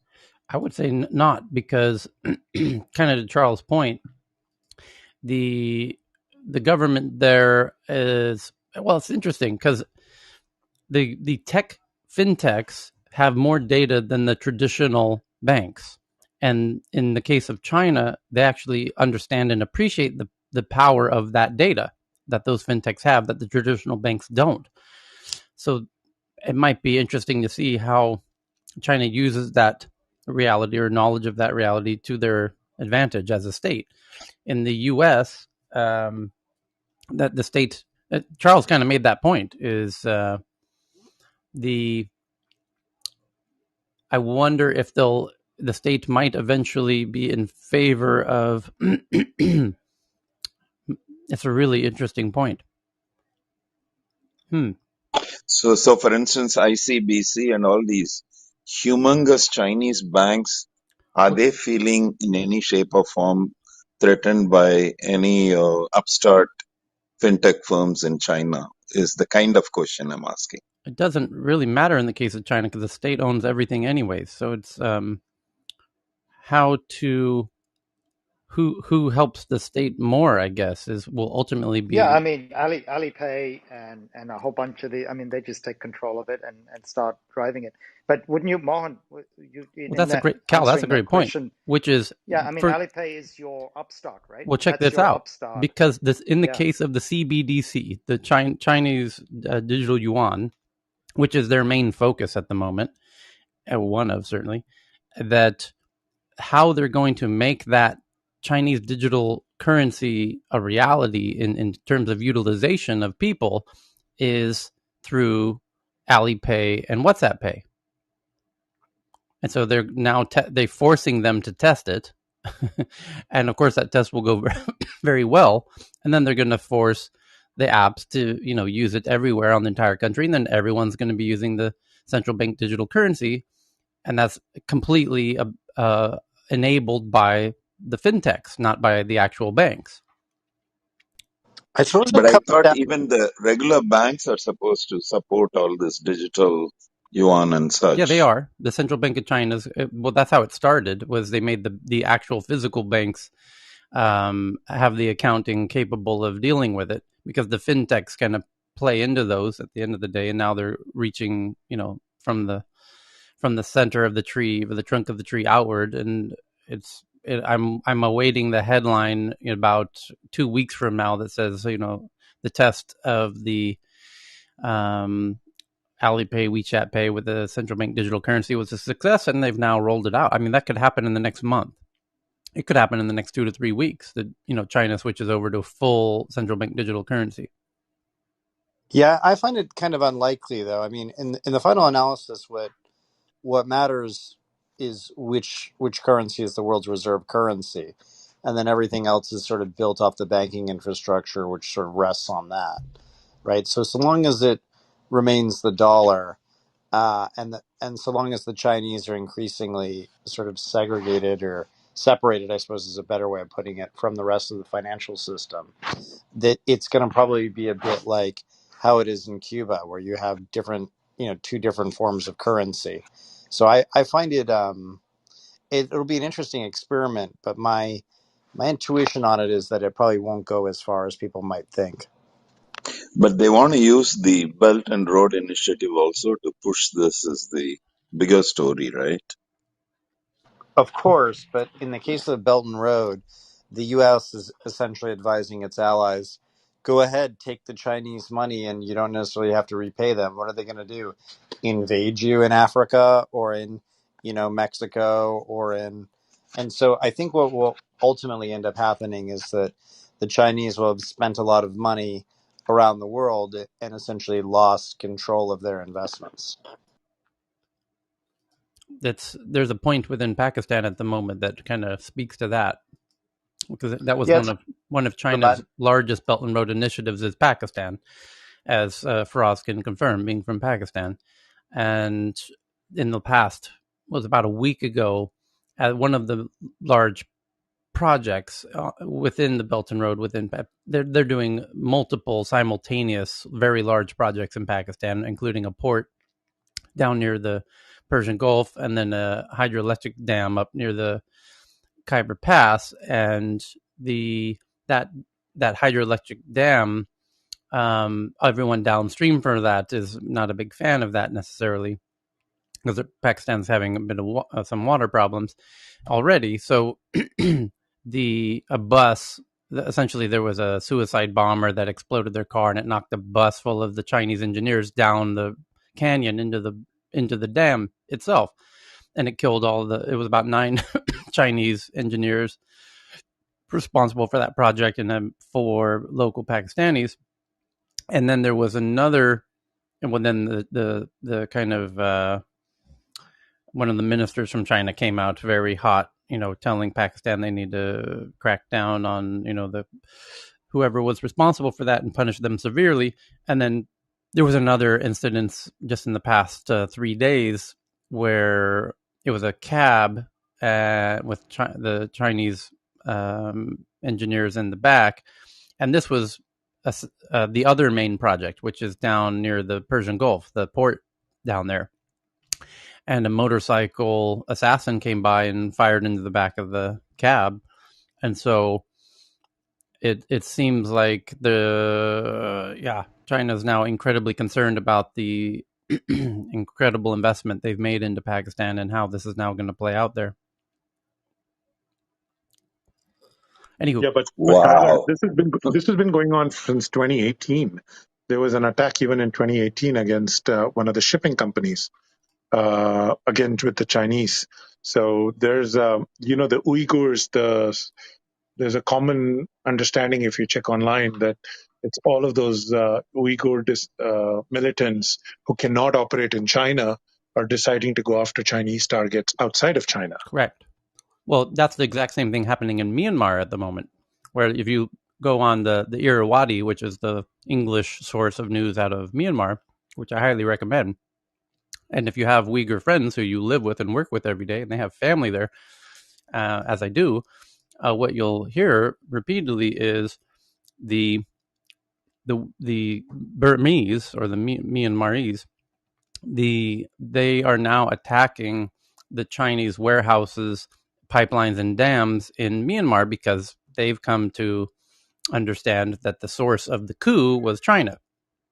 And the reason for that was because there's a pipeline from near Bangladesh, right in Myanmar. The Chinese built this massive oil pipeline from the coast from Myanmar up into China, and it goes to Kunming, China, which is kind of southern western China.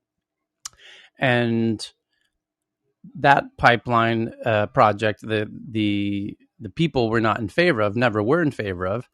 It was put in place when the junta was in power previously. Then there was a democratically elected government. That democratically elected government basically is not friendly to that pipeline or the massive hydroelectric dams that were being built in Myanmar.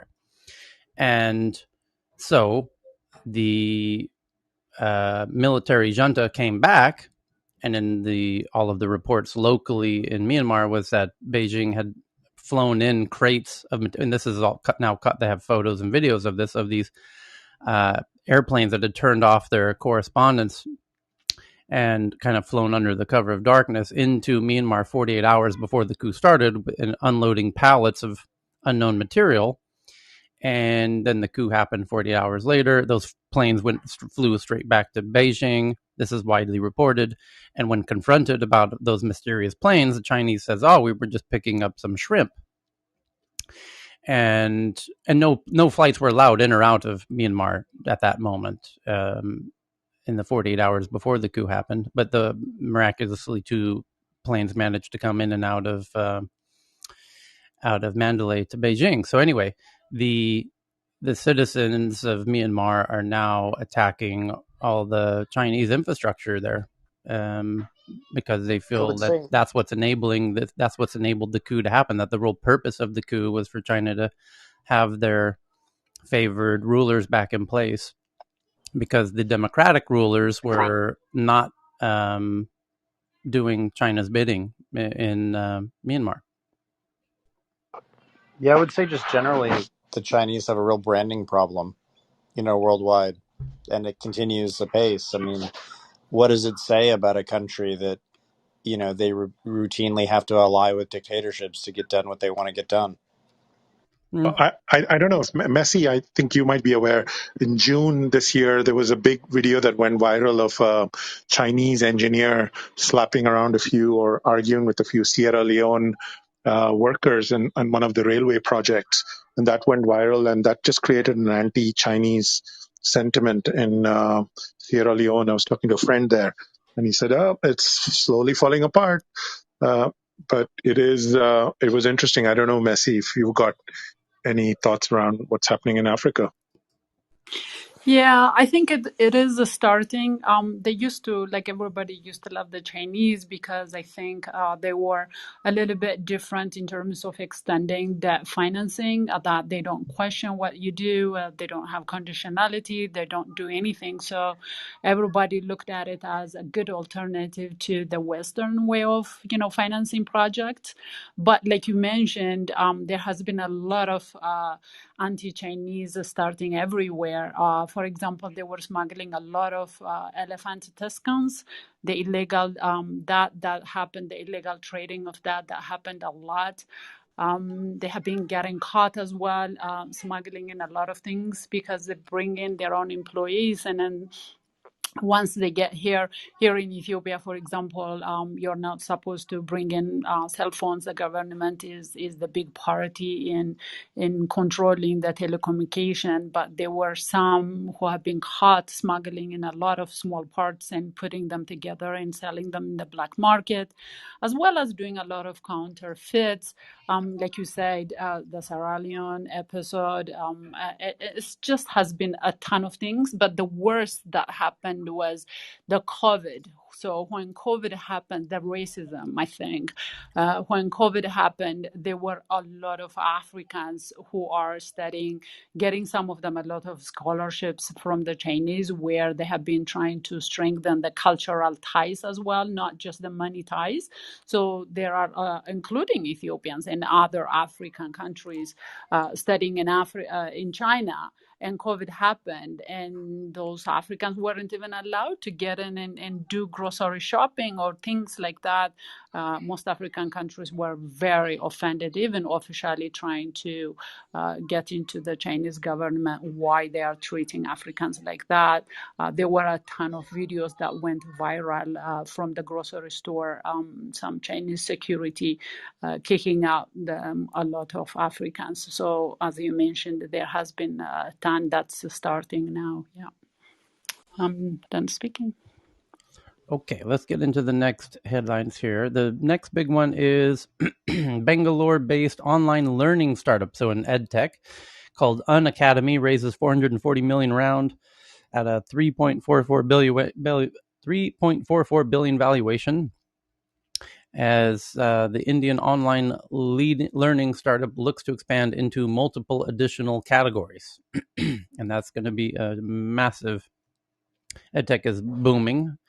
And again, it's similar to the fintechs and the supermarkets. It's like the schools are now going to have to be mindful that they are battling EdTechs. And I don't envy the schools in this one, because that is about the most untech savvy industry I can imagine. And having taught computers in LA Unified School District, you can't do worse than the traditional schools. That's one good for the ed techs. They really, this one's going to be interesting, because so many of the schools are just you think the medical system's broken in American? Holy cow. The education system is just holy cow. Anyway, then the next big one is Tyler, can I come in here? yeah. Just a quick one. Mm-hmm. So, since we have been talking about China before, and now you mentioned EdTech, I'm not sure if you knew this, but probably the folks there know this.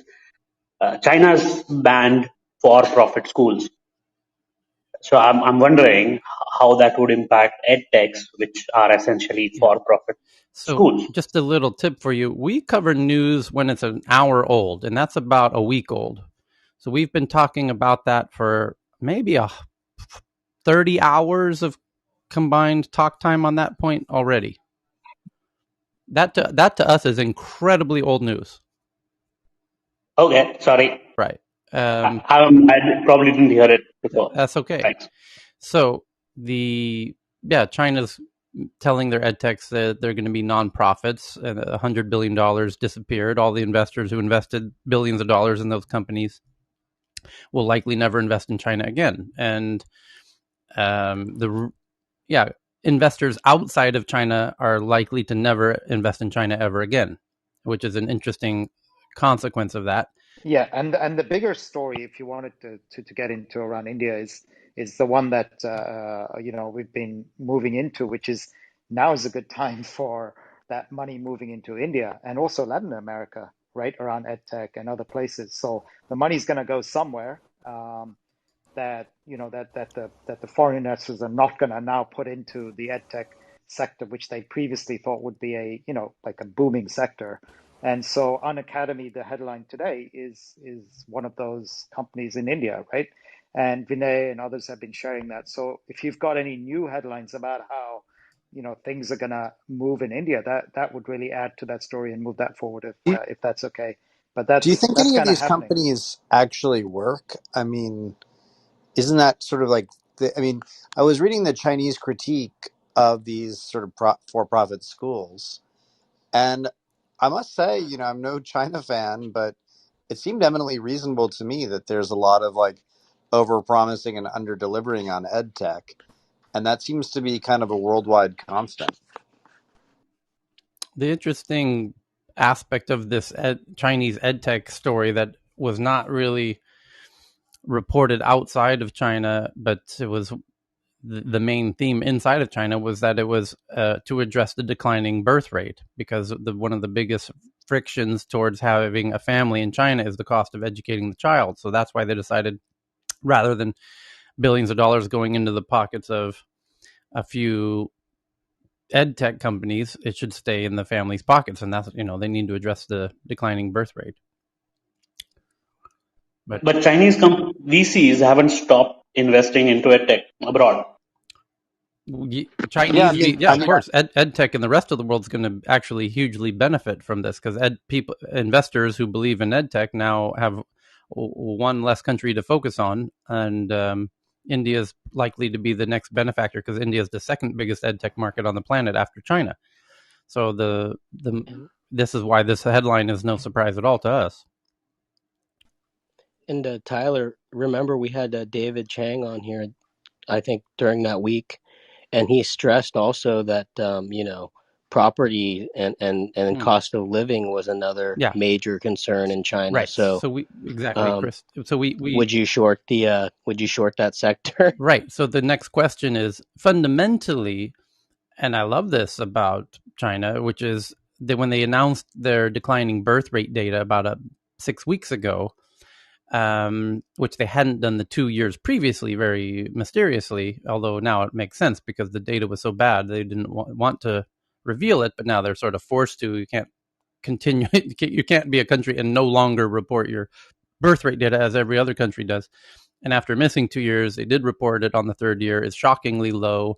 They now have to come to terms with it, and they're not being slow about it, as they're known for doing. So the analysis is what's stopping people from having kids, and one of them is the price of education. So they stopped that whole industry, and they're working hard to resolve that and make education available and kind of equal and affordable to everybody. And then one of the next major, when the question was, well, if we had known that was coming, of course we could have, shorted those edtech stocks, that the few that are traded outside of China on the New York Stock Exchanges. And then if then kind of selfishly, very greedily, what other industries might they go into, because they're going to have to do more than just stop the edtech companies. And then inside of China, our smart friends on the ground there in Beijing said the next industries that they'll likely go into are fixing the housing problem, because it's just become like not so different from LA or New York or San Francisco, cost prohibitive to raise a family in those areas. And so rather than the money going into the hands of the property developers, let's create the regulatory environment so that we make it possible for families to exist in those areas. I do sometimes wonder if the Chinese might be ahead of the curve on a lot of these things. I mean, Yep. forcing people to domesticate their own data. I mean, that seems, theoretically sound. Reasonable. Trying to drive down the cost of healthcare, education, and housing. I mean, goodness gracious, if that were a program offered by a major American political party, I could find myself happily voting for it if I believe voting mattered, And Charles, what I love about you is you're so clearly a patriot, but you do call things as you see it. You have to admire. I mean, there's a plus and a minus to the efficiency of the Chinese system. When it works in your favor, it's very admirable. when it's working against your interest, it's horrific. So it depends which side of the sword you're on, I guess. But Well, and they're also a bit more honest in that they have 5-year, 10-year plans, which we, of course, have in the US. We're just not as overt or explicit about it. So the next big article is Tyler, yes. this is Ranjit. I have a question on this Mm-hmm. tech sector. Mm-hmm. Maybe Carl or Vinay can also answer it because it's much rooted to the Indian culture. So, in India, typically you go to school or college, and most of the kids go to a private tuition or class in the evenings because they feel like the school and colleges are the teaching method is not good. So they go for a private class in the evenings or in the weekends. So I was wondering, like, when all these tech companies comes in, what will happen to these private or maybe to the school classes, because they already got this experience of online, which is much superior than the way which they are taught in these private classes or in the colleges. So what will happen when they go back to the schools in another, like, say, 5 months or 6 months? All these private tutors needs to be onboarded, whether all these edtech companies need to find out all who are these private tutors and onboard them to an academy or Byju's or others. I think it Hey, really listen, depends I'm on the not. content, because Singapore had the same problem as well. Because the tiger parents want their children to be ahead of the curve, right? So they usually send them for private tuitions. But most of these tuitions are actually preparing the students to pass their exams. So it really depends on what's the edtech content that is going to enrich the children. And Hey, and listen, doesn't it also? I'm not on the. Just hey, I'm Oh, yeah, just sorry. Go ahead. responding to him 1 second. Yeah, no, don't worry, it's okay. I'm not on the ground there. But here's the thing though, in India. So Vinay or somebody else on the ground, physically how Indian parents are reacting to this. But I'll tell you as a parent, and I've got a 16-year-old, and the general kind of sense of, and what Cheryl was alluding to around being a tiger parent, right? So tuition in the UK is also a massive private tuition. In fact, the government plays a role in it in the UK. So the government plays a role in the whole tuition world for the state schools in the UK. So because the state schools generally don't perform as well as the private schools, the government gives subsidies now, and especially over the pandemic, has committed billions of dollars to give subsidies for these state schools to provide private tuition for these students to catch up and to do better, right? So this private tuition industry is, generally speaking, it's sitting around. It's lucrative for the teachers. They leave the state school systems and they go and do this, and it's a phenomenal space that. But I agree that the online stuff is going to basically disrupt all the physical stuff, and yeah, we may want to move on the subject, but that's what I'd say to that. Tyler, Mm-hmm. I just wanted, and Cal, I wanted to actually share a statistic that I found doing a little bit of research, because ed tech is something that I also hold close to my heart, and Alormi and Carl have been doing some awesome conversations. But I just want to give you an example of the growth that happened post-COVID, and I will find you the name of the company because it's in my notes, and I don't think I have the correct spelling. But there was a quote from the organization that said their company, which was an ed tech, went from 200,000 students to 1 million students in Latin America in like basically impact of COVID-19. So I think that's what's going to be very interesting as well, is to look at the ESG and impact, and as well as the COVID-19 impact. And what are the actual problems that are affecting those regions in order to expand that access to education, right?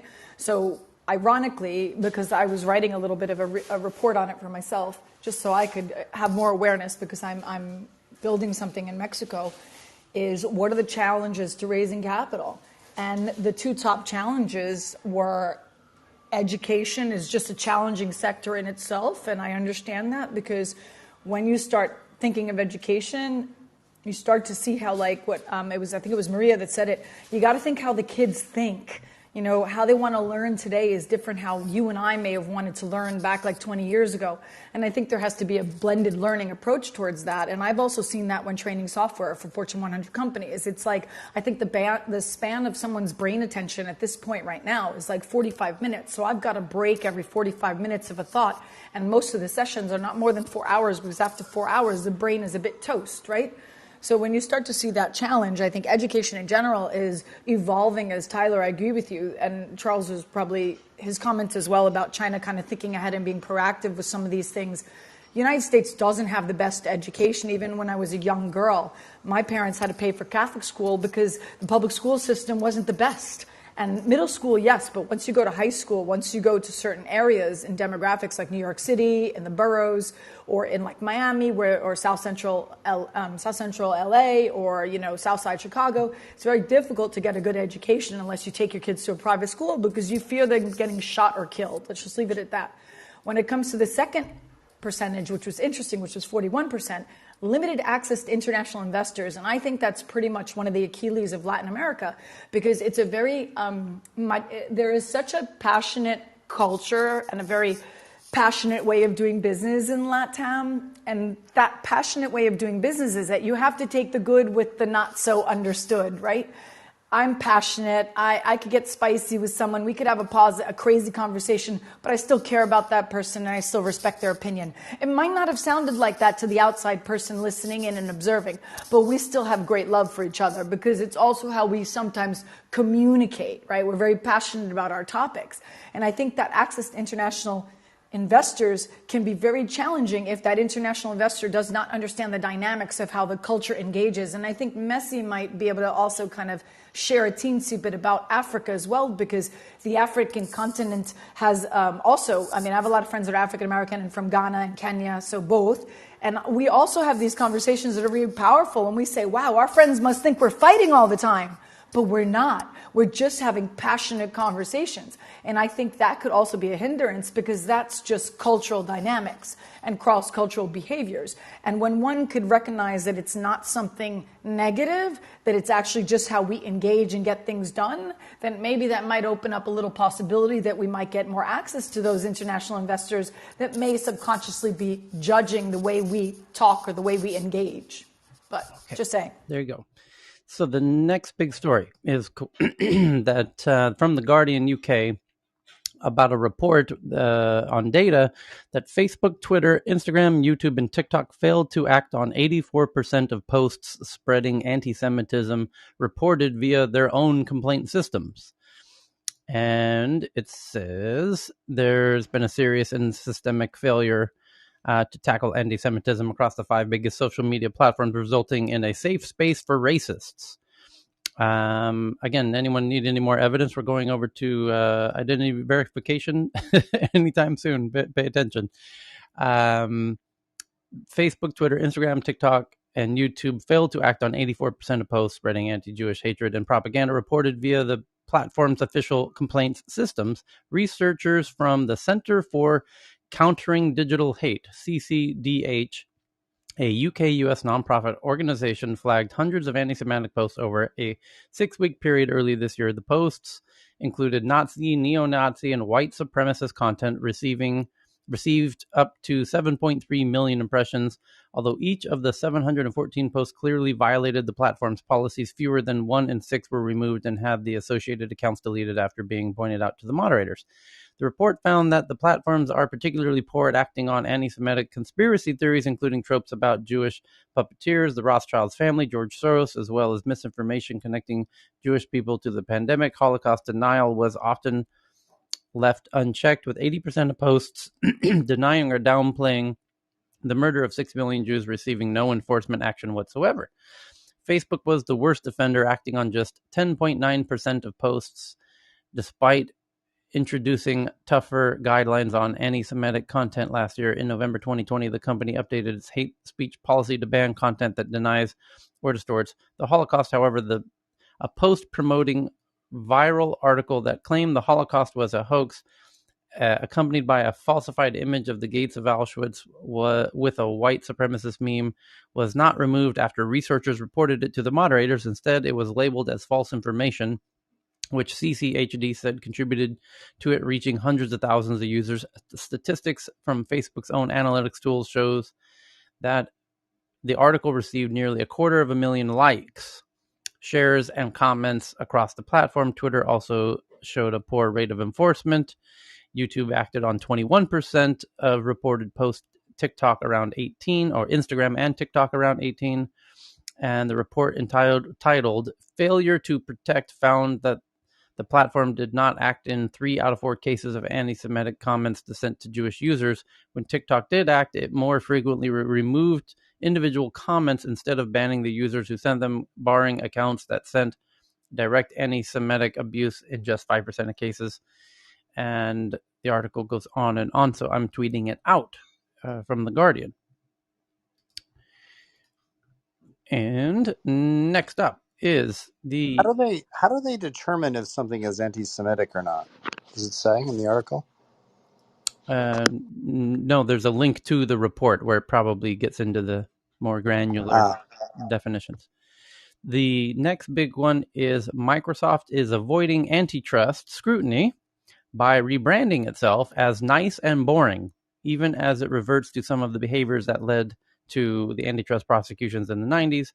And this is from The Atlantic. How has Microsoft escaped scrutiny of reinvigorated antitrust regulators? by rebranding itself as boring, is their interesting conclusion.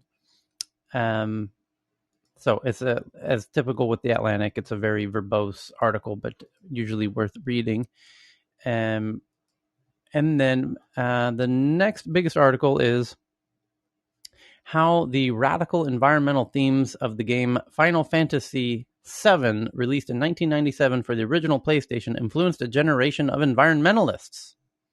That's an interesting thought. From Ars Technica. From activists to families, Final Fantasy VII's cautionary planetary tale still resonates. That's quite an interesting theory, that a video game is what's inspiring a lot of the kind of environment. Is that true in your case, Dan? Was it Final Fantasy VII in your case? That's your big official call out, Dan, to share some green tech news. Okay. And not here. Okay. Maybe he went to sleep. It's a little late over there in California. But I imagine Final Fantasy is created by the Japanese, right? I don't know is my short answer. Because PlayStation, right, Sony. So Yeah, no, that's right. I guess it's intended. So the Japanese are way ahead again. The movie was pretty good too. I mean, it definitely had a stirring effect on me when I was a kid. Okay, next one is that the sales tools develop zero security. There's this one's interesting. There's AI into medtech. Mercury, which offers banking services to startups, raises $120 million, including a $5 million allotment for crowdfunding led by Coatue, which is the big Facebook fund.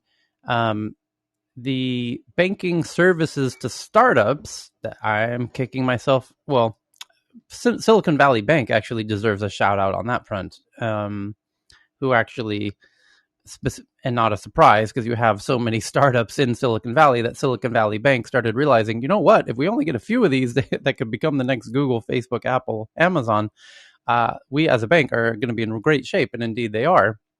And Shai Goldman specifically deserves a shout out from Silicon Valley Bank because he kind of led that initiative for Silicon Valley Bank of like trying to become the bank for startups, which makes sense when you're in Silicon Valley and your name is Silicon Valley Bank. So, though shocking, their services are quite poor, I must say, having used them in the past. So I don't know if anyone else had that experience, but I wouldn't recommend them. The idea, though, that banks are now going to start focusing on specific demographics is kind of new, or certainly becoming more popular. Where this startup, Mercury, a company which offers software and banking services for scaling startups, announced this big round. The company says it will use the funding to expand its team and continue developing products that help customers scale their businesses, specifically startups. And Mercury, and that's a great business to be in because, again, if they grow into being huge companies, then you're in a really good position as a bank. But the interesting thing is that I didn't mention startups when we talk about there are now black banks, and there's even banks for LGBTQ plus, and there's banks for creators, which Square is kind of branding itself as a bank for the the creator economy by making the right tools and products and services for creators, and Mercury's doing it for startups. And so you're going to continue to see this as banks kind of specialize on particular demographics. So that's. I'm curious to By the know way, why Charles is saying that he's not recommending Silicon Valley Bank, and how is that compared to Mercury Bank? He doesn't. Yeah, I would just say in general, if you're outside of Silicon Valley or outside of Mercury Bank ecosystem, so if you're doing things that are slightly off the beaten path and any of the other places that are building tech companies, that I found that working with either of those banks to be quite challenging. It really kind of only makes sense if you're in like the Bay Area. It's been my experience. Yeah, the but reason why I ask Silicon, this is because if you remember, Stripe Atlas actually help overseas founders to set up company in US. So through Stripe, you can actually set up banks remotely even without having to go over to US. So the That's two right. banks that are offered is either SVB, Silicon Valley Bank, or Mercury Bank. Yeah, I use Stripe Atlas to set up one of my companies, and it's quite cumbersome to finally get integrated with Mercury. And Mercury rejects an awful lot of people who aren't necessarily in the ecosystem already. So I would, my knowledge might be a bit out of date. Like I did do this like 18 months ago or so. So maybe things have changed. I mean, that's an eon these days in tech. But my experience setting up the banking services for two different businesses has found both businesses to be somewhat lacking. My advice to people who are starting up startups, I mean, it depends if you're doing it, what state you're doing it in, but there's a lot of good opportunities in Texas, and there's also a lot of very good ones in Virginia too for those who are not, that are in other tech corridors. So I think it sort of Yeah, depends. The see, I haven't used chime Silicon in, Valley Bank Tyler. myself, but they are quite active in the entrepreneur VC kind of circles in Yeah, Silicon Valley, sponsoring the TIE conference and things like that. that's They right. sponsor many events. Yeah, I mean, but my understanding of how sort of Stripe got sort of taken off was Stripe had to deal with Y Combinator. So if you were going through the Y Combinator program, you sort of had to use Stripe. And now that Stripe Atlas has been set up, they're sort of having two preferred banks, Silicon Valley Bank and Mercury Bank. And of course, those banks have all kinds of relationships with Stripe. And so I think one should be sort of careful not to just sort of do the default option and to sort of think through the kind of services that your company is going to need over time. Yeah, I was going to add that I've some of my fund in Africa. I have helped a few startups. In fact, in the early days, Patrick reached out to me to get some African startups on their platform. And what I found is that they've been okay. They were definitely the leaders in this sort of getting foreign startups incorporated in the US. But now I'm seeing more and more startups using other options that have emerged. So there's not competition from them. That I think what Charles is saying is right. That we should be careful. And I should mention that if you're doing anything in fintech, for instance, that's not going to work with Stripe Banks because then they would see you as a slash competitor, or they could trick their KYC ML rules, right? So I had a lot of African startups who are doing fintech, as you know, that's a big area. Been rejected by Stripe Atlas because what they're doing was like, for example, if you're doing a cryptocurrency exchange, or something like that, or a wallet or something, good luck getting a Stripe Atlas account and getting it incorporated. And the other thing as well is that Stripe Atlas has been taking a longer time to get your EIN number, your tax number as well, which it can take at least 2 or 3 months now. And so that's also driving people to use other options to get going faster. So, it's good. There's more competition for Stripe Atlas and Mercury Bank and Silicon Valley Bank. But I would say that Silicon Valley Bank absolutely helped lead this charge, and they've done a lot in the ecosystem. Yeah, they were doing it very analog, from the beginnings. Where I have to, in full transparency, sponsored. Jason and I did an event called Open Angel Forum, which was just an angel dinner series, which is where Uber raised their first round, by the way. Well, a lot of good startups did Thumbtack, but then we just get like 20 of the best investors in Silicon Valley together for dinner, and then Uber pitched at the dinner. A lot of everyone, nearly every startup that pitched Oh at yeah, any of and those got funded. you said Instagram was behind, right? Instagram was working about 10 Was it? meters away from when Uber was doing their pitch, when Travis did the pitch for Uber for that dinner, yeah, on Pier 38, Dogpatch Labs. But the point is that Silicon Valley Bank sponsored those events, and they just wanted everyone to know the pitch was very succinct and made perfect sense, which is most banks don't understand the unique nature of startups and their income and outflows of revenue, and we do.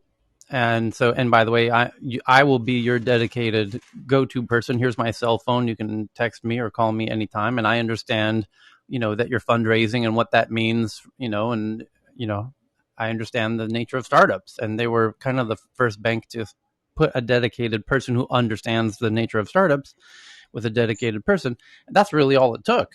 And so they just got a whole bunch of startups signed up, and they realized, wow, if we spend, $1,000 sponsoring this event, we get, it's just, it was really smart, but it was all analog. I mean, it's not like Stripe where it's, it's the complete opposite, where there's very little analog. It's all kind of a platform and kind of automated. So it's, I would say far and away the best bank for those who are starting startups in Texas is Wood Forest Bank, because first of all, it's a privately held bank, for one, and I don't have any interest in it or anything other than knowing the people who own it. But the people who are the owners of it were like early investors in Lyft, early investors in a whole number of companies, and they go well out of their way giving you their personal cells of the owners of the bank if you have any trouble with your startup.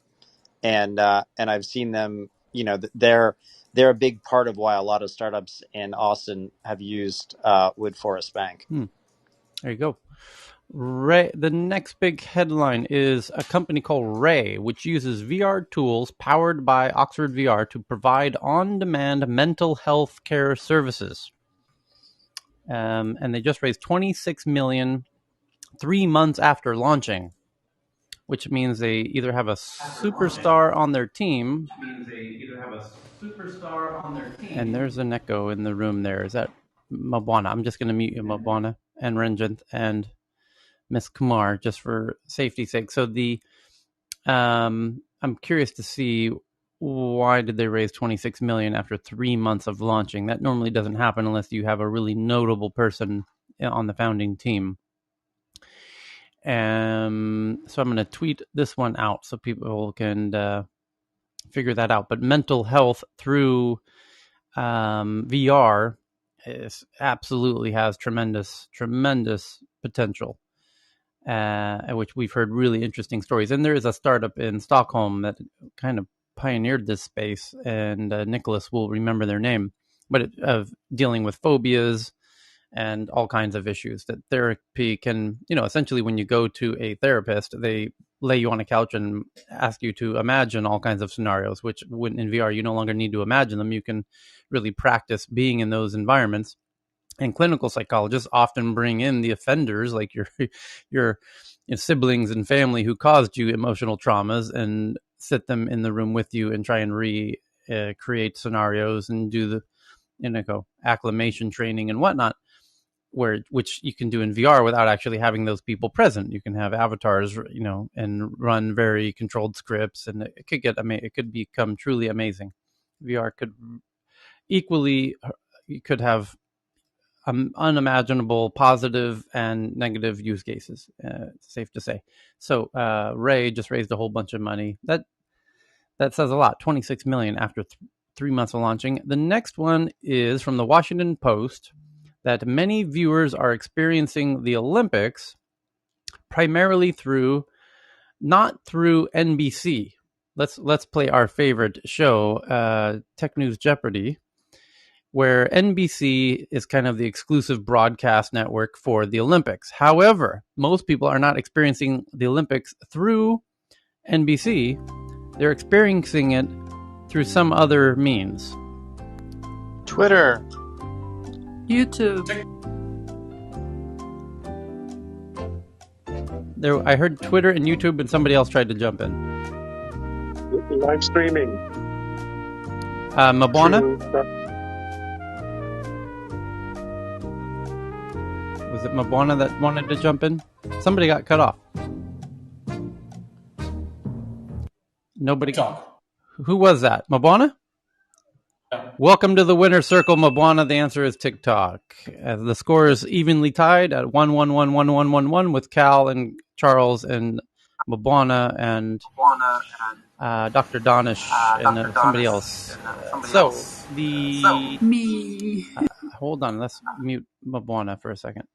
Okay, so yeah, so TikTok, it says, is the many viewers experiencing it through TikTok through the athletes themselves, cutting out the middleman as usual, which is the nature of the internet. So the athletes are doing TikToks, and that's about a whole lot better than NBC can do, and that is a point to reflect on about the nature of the internet and technology. And the middlemen are all going to get cut out, and the athletes themselves can make a far better content than NBC ever could. And by the way, it speaks to something quite important to grapple with, which is the TikTok content that the athletes themselves are making. Obviously, is unique, but more importantly, it's what we call authentic. Where NBC, when they make content, they have their narratives and their scripts and their professionalism, which used to work to their advantage and are now working as a disadvantage. And what I mean by this is there was a really interesting video put on YouTube just a few days ago by Peter. What's Peter's last name? He's a very popular YouTube creator, and he's Peter McKinnon is his name. And Peter McKinnon makes tremendously mind-blowingly high-quality video content. And because he is one of the few people who can make just mind-blowingly gorgeous, cinematic, lighting and camera angles, and he's just a true master at the craft. And even his recent video was he chose to do a little test where he would use his traditional skills of masterful lighting and camera work or a TikTok video from just a phone, and which was more engaging as a content creation format. And he chose one subject, which was a coffee maker, this kind of Belgian siphon coffee maker, and he made two separate videos, one on TikTok, essentially, with his iPhone, with no editing, no special lighting, no special anything. And then what he would normally do, which, is just this unbelievably gorgeous lighting, unbelievably gorgeous, camera work, and which one was more engaging. And it turns out, that the TikTok content people find more engaging and takes essentially no effort and no skill. And people find that content more relatable and likable and shareable than professionally produced content, which is very expensive to produce. And why is that? And why is TikTok kicking YouTube's ass? And fundamentally because the content is more genuine and authentic and relatable. And YouTube now has a real challenge on his hands, because the YouTube creator ecosystem now has invested in professional cameras, professional lighting rigs, professional studio sound microphones, and the users don't like it. The users want authentic, they want the athletes with their phone recording video rather than NBC with all of their cameras and lighting and sound and all of that. So it's fundamentally an important thing to understand what's going on, which is, let me finish this, end with this important point. It's I think, and we can debate this issue of fake news, which is if you have $1 million cameras and lighting rigs and lighting packages and the whole thing, you're fake news. It's just you have inherent distrust in your system if you have that. The high production value now comes with the baggage of fake news, and that TikTok does not yet. So go ahead. Yeah, so I have some comments here related to the Olympics and why I kind of realized TikTok was ahead here. First of all, a lot of my friends were watching it on TikTok, and I started to see that. But I'm not a TikTok user. The other thing is, I realized being here in Tanzania and trying to watch the Olympics, one, I couldn't get access to it on my local cable family package. For some reason, it was just not working. Terrible UI. Then, so I VPN to the UK to use BBC iPlayer, which is great, it works. But I get a very British-centric view of the Olympics, which I don't mind to some degree. But if you're showing me like badminton versus like the 100-meter dash, right? And you're adding all this British commentary. Right? You start to lose me. Um, and so I think that's part of it. And then the other thing as well is that even on Twitter, sometimes when I click on a clip, right, of the Olympics, for example, over the weekend there was obviously the 100-meter dash, the Jamaican ladies won. And then we also had the Italian winning. Like it would say, like content not is restricted. It can't be shown in your region, which makes me wonder whether the athletes are able. Do they own their own? For example, if I am an athlete and I just around a race and I tweet out, or in this case, TikTok out to my followers my my race. Do I own that, or is there any Olympic restrictions? Because as you know, the Olympics are licensed to these NBCs and BBCs, and that creates challenges. So I wonder if those are also a part of it, whether TikTok is able to show more. The athletes obviously are authentic, showing their own selves, but are they able to show their own clips of what they're doing in an event? Well, it's a good question. NBC could have done a deal with the Olympics saying that athletes are not allowed to do social media, because now I think in the future they will do so, because apparently the TikTok is getting. I left out an important point in that headline, that TikTok's getting more viewership than NBC is. So I imagine in the future that the the TV networks are going to insist that the athletes not do that. Also, One one problem point. with NBC. Yeah. Oh, sorry, go ahead. No, go ahead. It's okay. I can wait. Okay, so sorry, the NBC, another problem with NBC is they don't do live casts, right? So they actually target their audiences in North America. And so they actually don't simulcast. I don't know how many channels they have, NBC.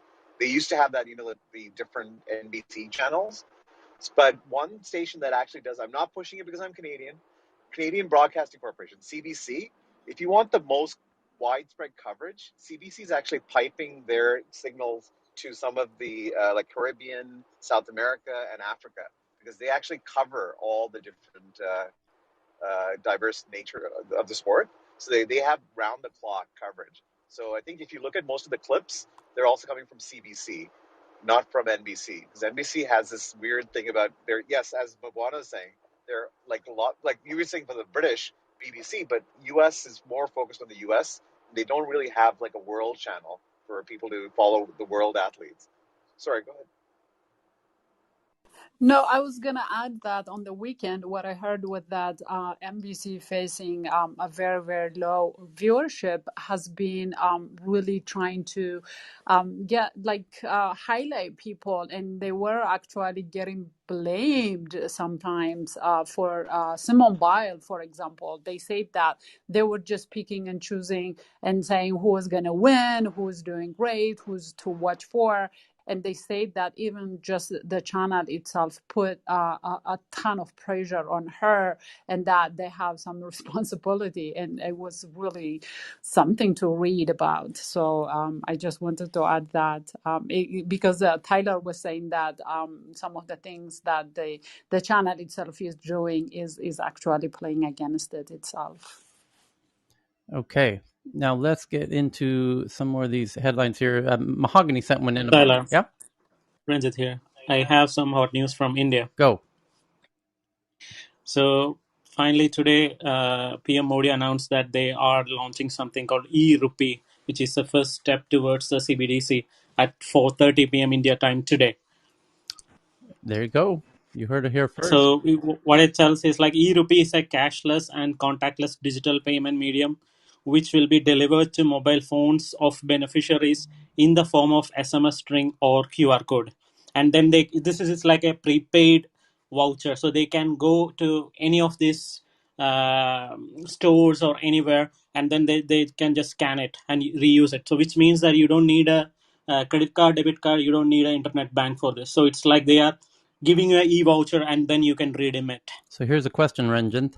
What is the biggest fintech app that people can use to pay for things in India? RuPay.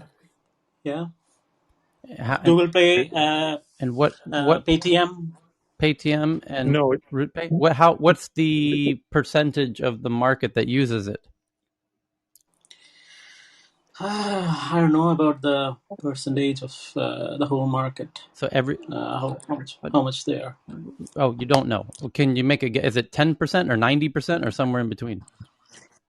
I don't know. We can look for it. Okay, because it'll be interesting to see if the rollout of that, if it mimics now what China's doing by just partnering with the most utilized system, which is Alipay and WeChat Pay, and essentially forcing them to roll it out on the country. Would India be able to do the same? So Tyler, RuPay's market share, I'm just checking, is about 50% of all online payment transactions. Okay. So RuPay has issued 317 million people are using RuPay. Okay. Cool. Hey, what's up, Sid? You just Yeah. raised He your said, hand. Yeah. Yeah, it's I've heard phone pay that's Walmart backed is about almost Yeah, phone pay 50%. is also huge. It's Exactly. 50%. It's the highest. hmm. It's Yeah. Yeah. 47 point something percent. Google Pay, phone pay, And Paytm. Yeah. Google's around 38ish percent, So I think. And do you think that India, the government, could tell them, hey, we're gonna force you to use this new currency? Do you think they could do what? How would that be received in the case of India? I think this is a strategy to bring the unbanked population online and give them access because most people have at least a phone that's SMS enabled. And Exactly. they want to connect the e-commerce market to these unbanked, Right. rural parts Yeah, of India, who are not using Android phones and things like that. yeah. So how will India drive mass complete adoption of the digital rupee, do we think? Because nearly you're going to need a phone for that, and obviously you're going to need an app for that. China started out by No, building their own app, and turned out nobody wanted to use that app. So now they're forcing the popular apps to integrate with their digital currency. no. This tells that this doesn't need any app. So you basically get a SMS or a QR code, and then let's say that you are going to a government office and you're gonna get some, let's say, rice or any health benefit. So just show this QR code or SMS, and then you get redeemed That's by it. precisely Which how it means, works in China as well. You show a QR code, but then it withdraws your balance from somewhere, from your actual Mhm. Can bank. you not do a prepaid card? Can you not do a prepaid Let's card not system let's not where get unfocused here for a second, Heyman. This is an incredibly okay. I think important it's going to question. be phone bills. I think it's going to be Ah, it phone will charge bills. your phone bill. Geo, yes, so Geo, I think, is going to be the next announcement Got it. So that they they'll force say the that, phone yeah, company to adopt yep. the currency. Not Why force. This not? has already been decided in the background. Well, Mukesh Ambani and Modi have probably oh, already there you decided that go. this is how they're going to do Okay, it. got it. Yeah, that we're just going to charge the phone bill. Mm-hmm. We'll take a 10-15% cut, and the rest will just go to the government. But So check your I prepaid cards. I don't see that aspect in the articles. I read like 4 5 articles now Yeah, this regarding is this. probably not reported. I'm just speculating, but that's how it's going to but then work. that that Every time the Modi government announces a big financial initiative, Mukesh Ambani backs it up with some sort of a geo announcement. And Yeah, but let's say, I mean, from what I read, this is what I understood. Like, let's say that the government has given you that you are eligible for buying $100 of food materials from these shops or the government shops, and they're gonna release a QR code or a SMS string to you, which means like money is nothing, no money is involved in this. So you basically go there, show this QR code or SMS string, and get the products, which means there is no money involved, there is no card, yeah, there is no app involved. So if but you that don't QR, but avail that it, you don't get it. yeah, but that QR code needs to be backed up by some correct. currency. Yeah, So exactly. This is who's Where's the paying for that wallet, currency? Ranjit? Is this exactly this is rupee 300? based. Of course, this is rupee based. Of course, It's Right. it's So is no, this three? Is it's this not. three But there's a hundred wallet dollars? somewhere, to There's a Tyler's wallet point. There's somewhere. a Where's wallet the Yeah, account? somewhere. Where's yeah. the money Yeah. coming from? This is the Guys, question. but a QR code requires a smartphone, right? A smartphone that I could actually have that No, no. technology. But a As Ren just prepaid thinks you're phone going to card. print it on a piece of paper and walk into the store and just hand him the QR yeah, code on a piece exactly. of paper. Yeah, that But what can, about a yeah. prepaid card? Every phone, like all those small flip And phones, and in still fact, need he's right. You prepaid you cards. could do that, but then still the question is, where are they drawing the money from? Yeah, I just found the article, Okay. guys. Is there's a list of 14 banks that are partnered with this. The Okay. which banks are live with eRupee? Okay. Axis, Canara, HDFC, ICICI. There's 1, 2, 3, 4, 5, 6, 7, 8, 9, 10, 11 nationalized and private banks Yep. that are live with eRupee. Yep. So that consumers redeeming the voucher need not have a digital payment app or a bank account, but it is. I just tweeted the article Okay. to So TNATW. AJ in the audience used to work at Now Floats, which is part of Reliance, helping small businesses create digital storefronts. So he might have a head start on this topic that we're trying to figure out here. I guess you're right. Ultimately, if all you don't need an actual app, but you do need a QR code that ties to your bank account so that they can draw from. But that, and then if it goes to the bank or your phone, your phone service, it would make the phone company like is common in Africa. They kind of become a bank in a way. Yeah, and Tyler, there's no problem with smartphones. Geo is just going to start sending free smartphones if you sign up with the Geo account. I mean, that's Yeah. what happened So with AT&T when the iPhone came out. They were selling iPhones for $100 if you signed In up so for an AT&T account. in India, so let, the phone so companies let are me already read. acting like banks. There is Airtel and few other companies that are making around 30 crores or 1,000 crores of rupees just by enabling this feature for all the tier 2, tier 3 city, urban areas, suburban areas. Yeah. So let me read a quick thing. Go ahead. eRupee is a cashless and contactless instrument for digital payment. It is a QR code or SMS string-based e-voucher which is delivered to the mobile of the beneficiary. The users of this one-time payment mechanism will be able to redeem the voucher without a card, digital payments app, or even internet banking access at a service provider. It's been developed by the National Payments NPCI, which is the Yeah. back-end UPI platform. So. That's precisely how the first test was done in China, and they limited it to convenience stores.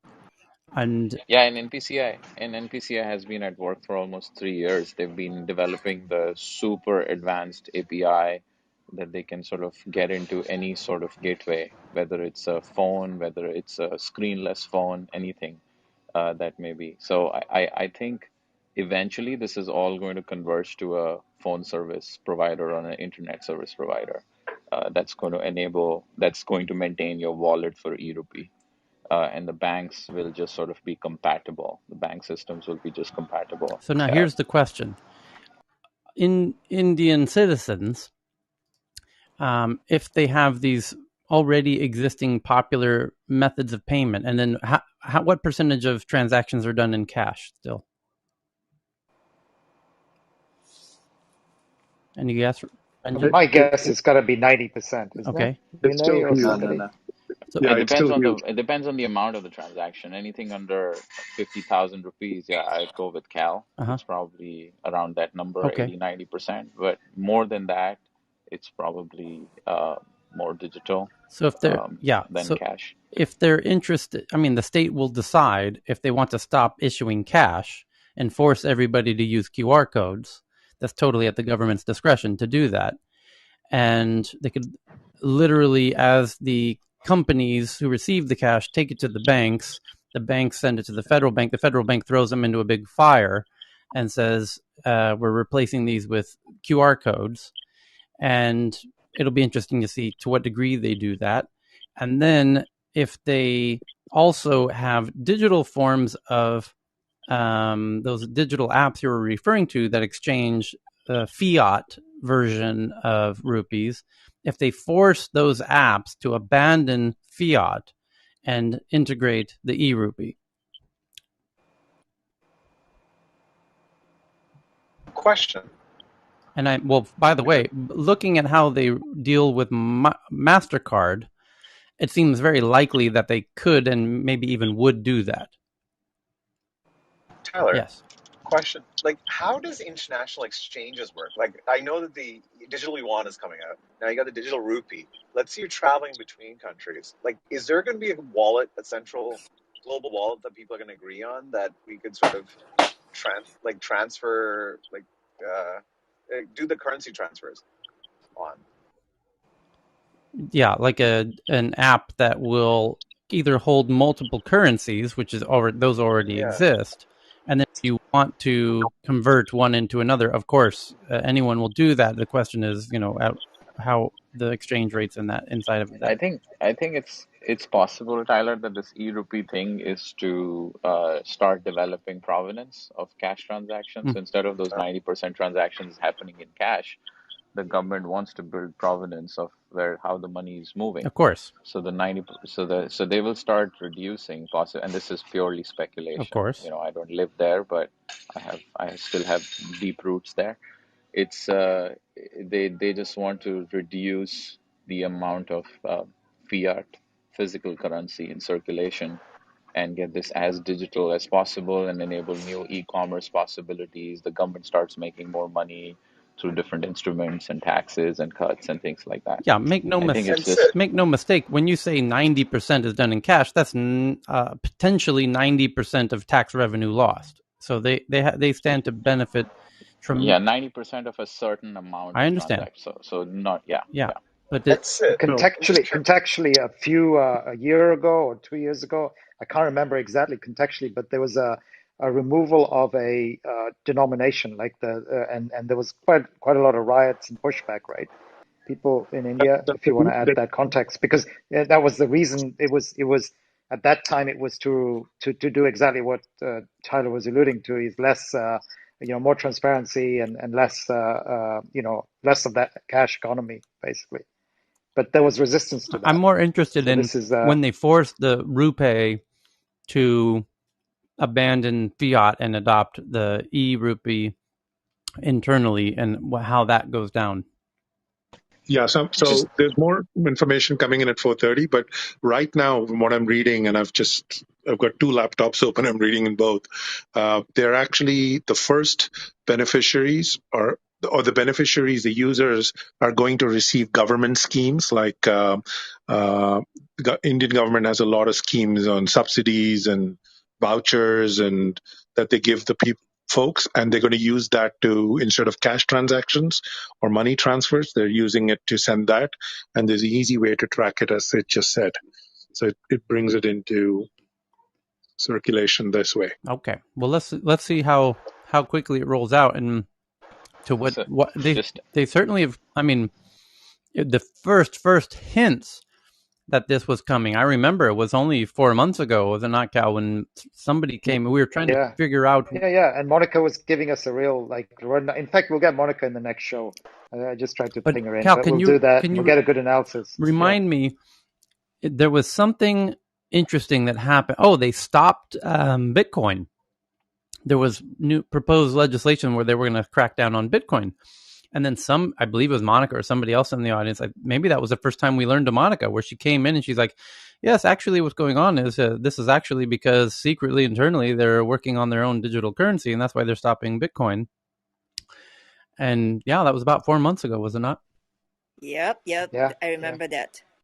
So they've a lot of progress, and let's see how it rolls out, because it's interesting to watch China do it, because they're the first that are doing it. It'll be very interesting to see India do it, because they're also one of the biggest, but they're also a democracy, so they don't quite have the same level of influence and control that the CCP does. And they can just do whatever they want in China, essentially. India, it's going to be interesting to see how the world's largest democracy handles this issue, because that will give us a very good indication of, how other countries are likely to do it. This e-rupee is not CBDC, right? It is. I read just now. It's not. No, it is. Yeah, it is not. It is not. No, it's There's not. a difference. No, it's not. It's not. Oh, what's the difference? Yeah, it is not. Okay, you want me to read? Yeah. You can look at a DM. I DM you actually. Okay, let's read it. It's a first step towards it. It's not CBDC, but it's a first step towards it. Central Bank Digital Currency Tracker. Oh, so this may be useful for those. That was from Aaron. Sorry, Aaron. Where is yours, Cheryl? Right here. Where'd it go? Cheryl? So here, let me I got it. read it. I got it right here. Dream Team. Explained. What is e-rupee and how does it work? E-rupee is a cashless and contactless digital payment medium which will be delivered to mobile phones or beneficiaries in the form of SMS and QR code and find bank. If you scroll down, it's like in paragraph 5. Okay. The Go. government's already working on developing a CBDC, and the launch of e-rupee could potentially highlight the gaps in digital payments infrastructure that will be necessary for the success of future digital currency. In effect, e-rupee is still backed by the existing Indian rupee as the underlying asset. Specificity of its purpose makes it different to a virtual currency and puts it closer to a voucher-based payment system. Which I think is in some ways preferable to a lot of people. Interesting. And Tyler, this is pretty interesting. They roll it out for these kind of government benefits because there a huge number of Indian population are dependent on these benefits from the government. So if they roll it out to these people, this category of people, which means that adoption when it comes to this digital currency will be much smoother. Right, but one of the key differences is this is still essentially it's digital fiat. It's still backed based on the rupee, and it's just a digital equivalent of the existing fiat currency. Yeah. It's not. I think it's more similar to PromptPay, but different. Right. Yeah. Yeah, it's more similar. It seems incredibly similar to PromptPay in Southeast Asia, actually. And then but I guess that's a stepping stone towards they say that the central bank or the Royal Bank of India still has aspirations to do a CBDC, but then it makes it easier to make that change happen in going through this intermediary baby step, essentially. I now back some of the aspects what Sid has told. What happens when they cut out this SMS and tomorrow they tell that okay everything is QR based, and then Reliance Jio offers a very cheap phone, and then it makes sense, right, Sid? Yeah, I think this is like so it's a voucher based system, right? Like someone was talking about that reading it. So it's definitely going to be like they want to bring people on who are dependent on government services. This is going to be the payment system. And then you provide everyone a phone that is enabled with this payment system, and then that's it. All your healthcare, your the ration shops, which is typically called Kirana stores, all government-backed Kirana stores that are getting digitized, all delivery systems, everything, and even this may even become a way of receiving payments. So you can receive payments in e-rupee, not just spend vouchers, but you can receive vouchers. So then you need a wallet.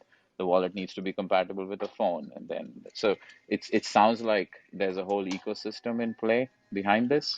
This is sort of just the foundation to start that ecosystem locally. And then CBDC is going to be more international exposure, right? More outward facing currency than more inward. This sounds more of an inward facing currency, which is definitely easier to implement in a shorter phase of time. So Sid, Has anyone done a study? Tyler, Ajay here. Sorry. Quick point. So Reliance already has a phone which is very, very affordable. It's cheaper than the cheapest smartphone, and they have their own OS as well, which is called Kai OS. And this Kai OS is not a feature phone OS. It's got semi-smart features. So this OS is on the lines of what Facebook wanted to do with their free basics project, right? Wherein it's a semi-smartphone, only selected apps are free, everything else is charged. So it could be it could allude to that integration. And there's a reason why Facebook bought a significant share in Geo Infocom last year. So there's not many people know Kai OS has close to about 200 to 300 million users. In tier 2 cities, it's big. So Aaron just found a fantastic map. Like, holy cow, is this brilliant. I just tweeted it out from the Tech News Twitter account at TNATW. It's called the AtlanticCouncil.org. And when you go there, as you absolutely should, holy cow, is this brilliant. So the main loading screen looks like a big ad, and then you scroll down and you'll see a map of the planet. And it gives the current status of CBDCs in every country where they are in different stages of development, and they're color coded so that you can see which countries are in the research phase, in the development phase, in the pilot phase, in the launched phase, or in the canceled phase. As in the case of Senegal, it's canceled, and Ecuador is canceled, and it gives China. And then once you hover over a country, it tells you all kinds of interesting additional data points about the progress in that country. So in the case of China, it says its CBDC status is pilot, architecture is hybrid, infrastructure both, and then cross-border partnerships, Thailand, Hong Kong, UAE for the China central bank digital currency is already cross-border partnership with Thailand and UAE, which, by the way, is where they get their food and their oil. So interesting to see. It's so helpful. I've just looked at it. It's so It's helpful. I fantastic. know. If Tyler, look, read the key findings. The key findings is a very good summary. I was Mm-hmm. just reading it. if I can add, like It we've been says, working. Sorry, Cheryl. I was just going sorry, to add. 81 countries representing over 90% of the global GDP are now exploring CBDC. Yeah. And that was like since 1 year ago, it was only 35. Now it's 81. Of course, China is way ahead, and US is way behind, according to Yeah, this Aaron, you were article. going to say something about Sorry, the Aaron. share. Yeah, No, yeah. no, absolutely fine, Cheryl. Absolutely fine to highlight the findings. Yeah, it's just to highlight. So we've been working with Atlantic Council for quite some time and tracking CBDCs, and we've been been researching this for quite some time. The e-rupee, and I just think we should be careful when we just declare everything a digital currency, because a CBDC, the important part is not the DC part, it's the CB part, it's a central bank. Right. You know, the e-rupee here is trying to digitize a voucher system, and yes, it can grow into a CBDC, but a physical CBDC is very different, you know. And what we've got is central banks, if they look to back it with a physical fiat currency, is more like a stable coin, where it's something supported by something that's tangible in the market today. But a digital currency, like what the e-rupee is trying to be, a digital voucher system, is not yet a CBDC. And so I just think before we start jumping down rabbit holes of calling everything a CBDC, there are very defined characteristics of the central bank side of it and what they can roll that out. Now, just to be also clear, it doesn't have to be blockchain based. You know, the digital yuan is not blockchain based. The e-krona, there's certain central banks that will be leveraging a distributed ledger system like blockchain, but a CBDC doesn't need to be on blockchain. So there's various differences around a CBDC, and hopefully the Atlantic Council paper and the tracker hopefully help educate people on that. By the way, Cal and Cheryl, check out the filters just above the map where you can pick the status of, you only want to see the pilot locations, and then you can then double filter based on purpose, architecture, infrastructure. And it's absolutely Oh, that's brilliant. interesting. Whoever built this is brilliant. Thank you for that fantastic share, Aaron. Thank you, Aaron. So just tweeted that out, and let's get into. Curious. Yeah. Do you mind if I ask one thing? Like, has anyone looked into the cost of fiat currency versus a digital currency? You know how a lot of countries have gotten rid of their small tender, right? Like the pennies in the U.S. and Canada. Yeah. Canada got rid of its dollar. Then we transferred to plastic bills, right? Because they last longer. I'm just wondering, has anyone did a calculation about maintaining a fiat currency, like current fiat currency, versus a digital currency? Is the costs for maintaining per unit of currency cheaper in the digital realm versus a fiat? I'm just curious about that. That's a little. Yes, Yeah. 100%. It's just to quote Ajay Banga, who's a former CEO of Mastercard. He had a war against cash, Heyman, because for many reasons, not only from a fraud perspective of where cash can be hidden from certain aspects and under the underworld.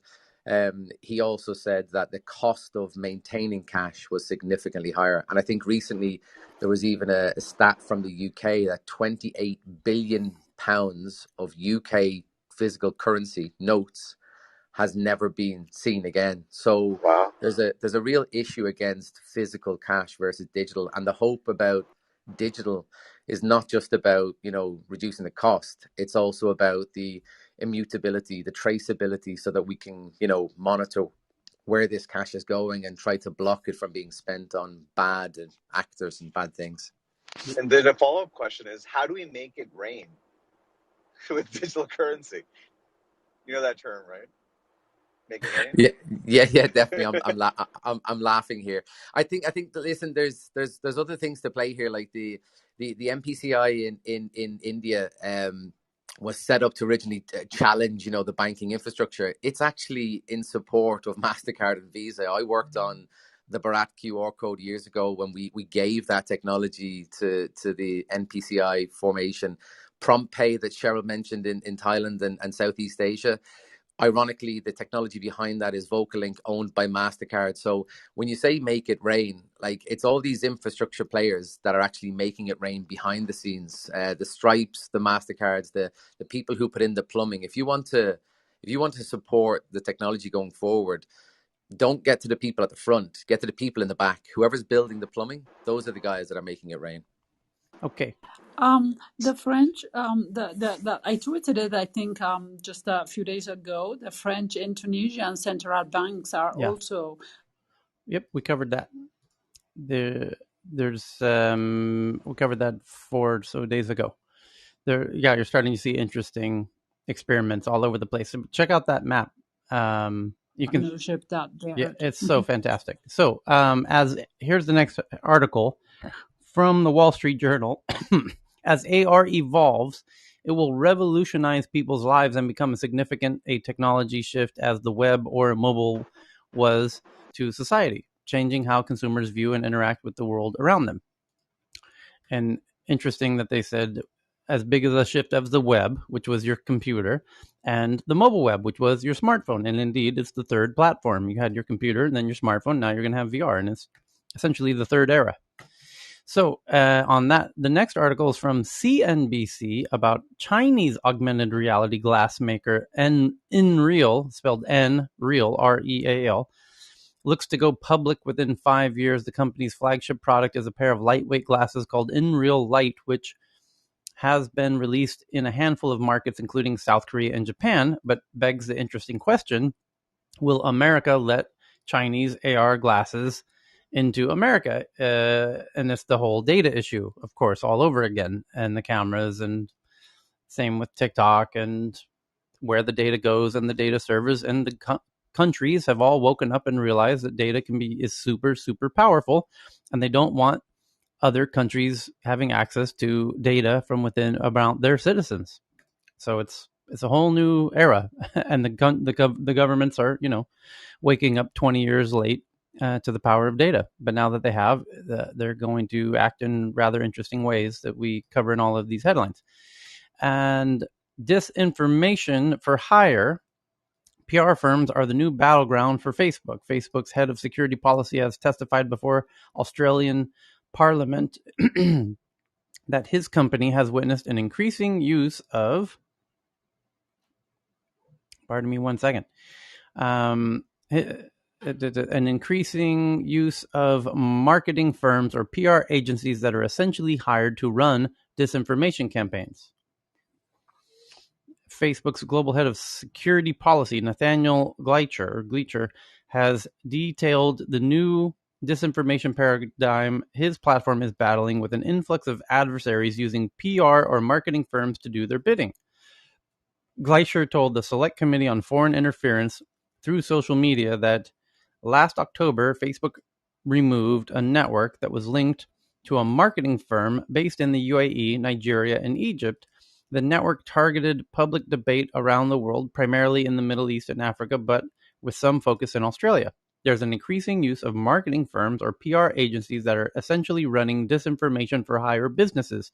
You hire them, and they run your disinformation campaign, he says. We've seen these around the world. We've seen a couple of them as far back as 2018, but we've seen more use of them lately. Gleicher said Facebook has seen this approach play out in two ways, with the first seeing actors that otherwise wouldn't have the resources or the skills to run an influence operation, hiring a firm to do just that. We've seen smaller local campaigns, for example, not so long ago in the Mexican election, a number of operations linked to smaller and local campaigns run by these firms. The second, he says, was a more sophisticated threat using PR firms as a way to launder their identity.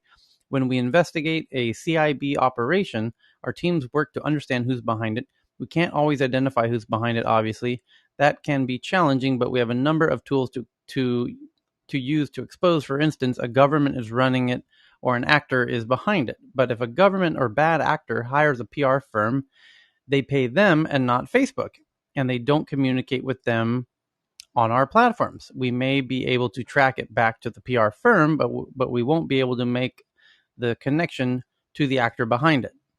He said the late 2019 operation that targeted Australia had links to 3 separate marketing firms. I think we should expect more actors to use PR firms and other intermediaries to hide their identity, discussing coordinated inauthentic behavior, which that term is called CIB, coordinated inauthentic behavior. Targeting Australia, Gleicher said Facebook has seen 3 other instances in addition to the disinformation for hire campaigns. In August last year, Facebook was used by an operation that acted primarily in English and Chinese and targeted a number of countries, including Australia, and engaging with users on a range of topics such as COVID-19. Another occurred in March 2019, where there was an operation that appeared to be a financially motivated operation originating from Macedonia and Kosovo, targeting users around the world. The final CIB instance was a domestic operation that was linked to some local political actors in New South Wales. We've seen Russian actors run false media organizations, and they hired local reporters or freelancers who didn't know any better to write for them, trying to make their voices appear more authentic, trying to have more impact. So this is a great article. I'm going to tweet it out now from ZDNet. And essentially, to oversimplify it, these bad state actors, as they name Russia here, elsewhere, Gleicher said another CIB technique Facebook has been increasingly seeing, particularly by actors linked to Russia and Iran, is getting groups to directly reach out to reporters and try to trick them into writing stories for them. The idea being, of course, if you can get a reporter to write your false narrative, you already get a whole bunch of public awareness, he said, and we've seen this be successful in the US. Okay, so Russia used to make bot farms. That was the original innovation to take advantage of social networks, which didn't have verified identities. So you have a computer make thousands and tens of thousands of identities, which are called bots, and the bots speak all kinds of nonsense and spew disinformation and hate and division. And then the platforms figure that out and they clamp down on that, and now that's no longer as effective as it used to be. So the bad actors have had to up their game a little bit. So now they are hiring actual people, firms, who have accounts and to do their bidding, and the PR firms reach out to journalists to tell these narratives and these stories, and they get paid to do so. And then they also are engaging users to motivate them to reach out to journalists to create these stories. And so it's just this natural evolution of now that the bot armies are being effectively dealt with to some degree. But again, this speaks to yet another reason why verified identities will be enforced to nip all of this bad behavior more directly. So next article is, here's everything you can't get right now, from CNN, from Dr. Fran: tacos, coffee, cars, and jet fuel, computer chips, Nike shoes, and school supplies. What do they all have in common? They are all nearly impossible to find or getting there. Shortages are popping up across the supply chain as a pandemic messes with shipping, demand, supply, and all other levers of the global economy. Oh, CNN with your pop-ups. One expert said the pervasive shortage might last well into 2022. Here's what's hard to get, why, and for how long. According to CNN business reporters, cars are going to be difficult. Coffee, as I mentioned, your morning cup of Joe might soon get more expensive because of the supply shortages recently caused by bad weather in Brazil. That's interesting in and of itself. Of the climate change and water scarcity is going to start having impacts in our supply chains in the very near future.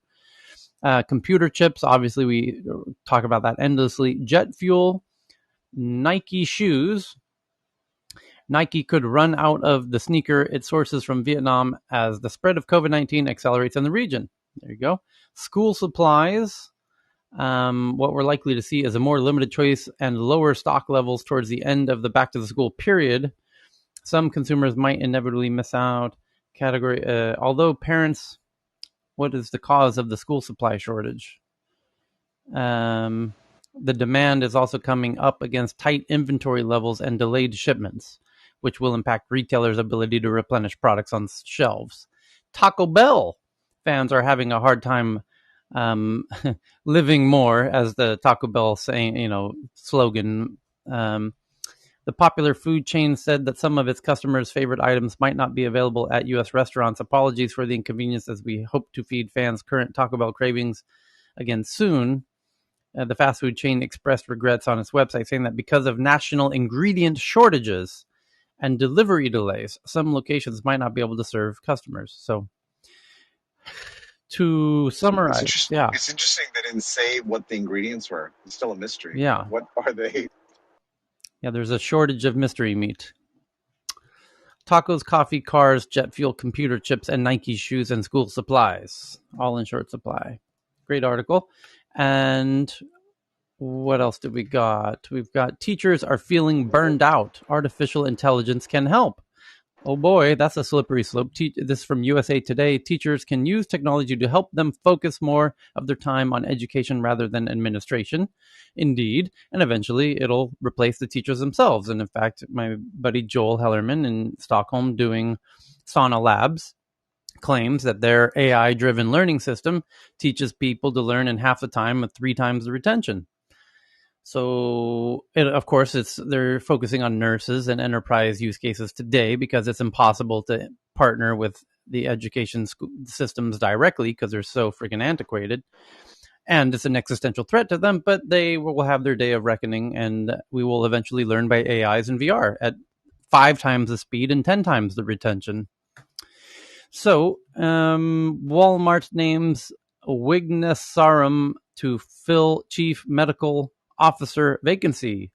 And the interesting part in that headline is that Walmart has a chief medical officer vacancy and even a chief medical officer.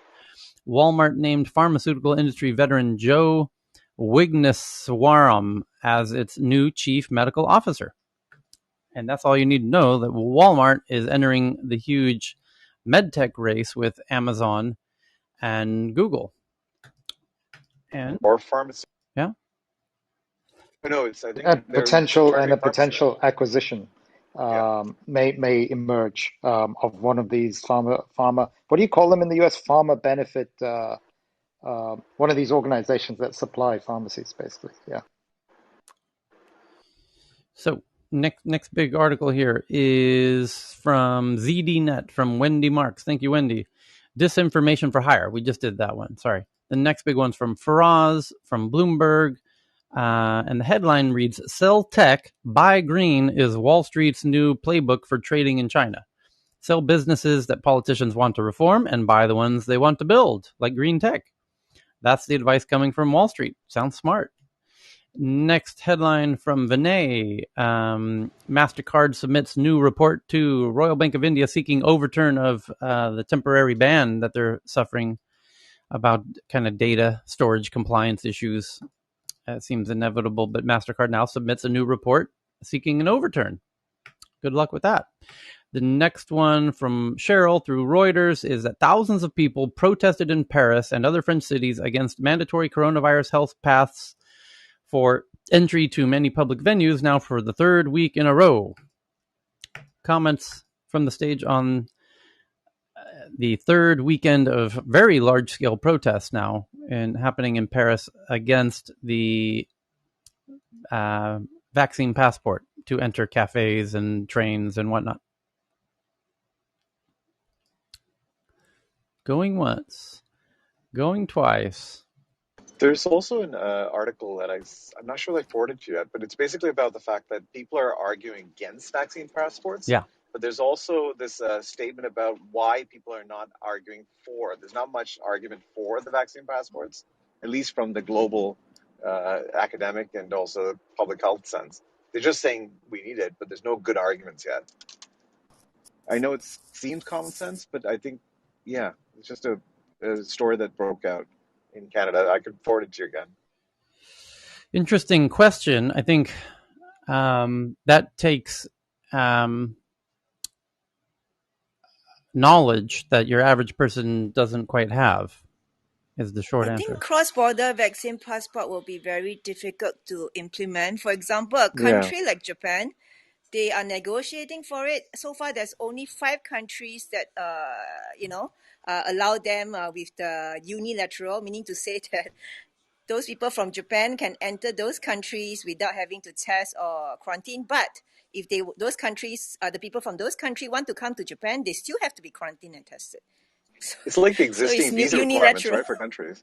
It's like the existing visa requirements for certain countries, and also with the different countries and their different vaccines that have been approved. It makes it difficult to cross because, for instance, Canadians can attend certain concerts if they have non-U.S. approved vaccines, such as AstraZeneca, which is not approved in the U.S. or even for emergency use. Hasn't been approved in the U.S. So it just sort of blocks a lot of people. It's just odd.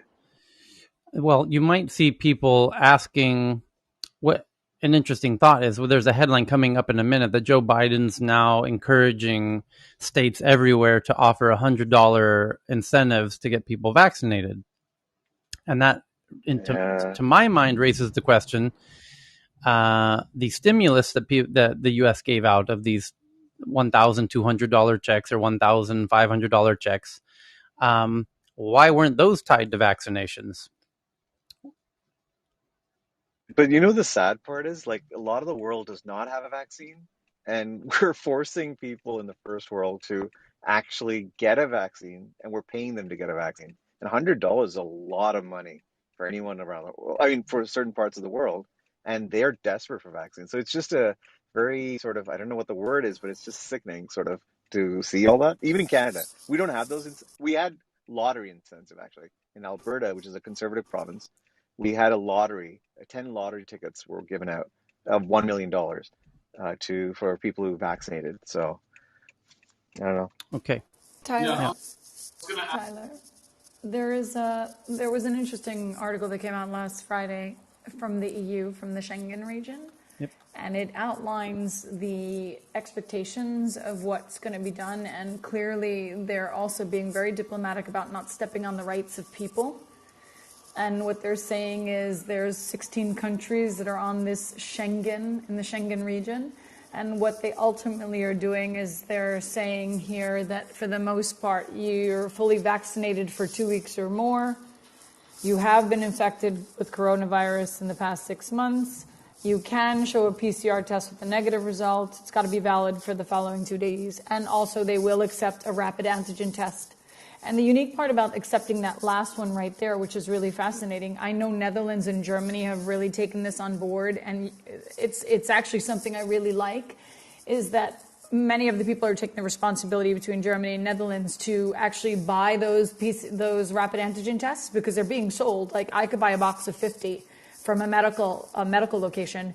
And what people are doing is taking the responsibility to say, hey, if you want to engage in a party or if you're coming over my house, I want you to take that test first and bring it back with proof that your test is negative.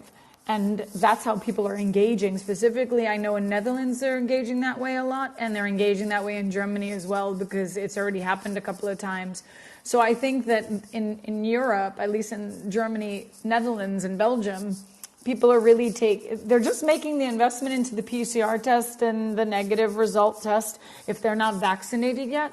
But to Heyman's point, what's very interesting is you can't take away the person's right as a citizen. You know what I'm saying? That's the challenge here. And they're incentivizing people to take the test by paying. Like the PCR test in Holland is free for the summer because so many of them are traveling now.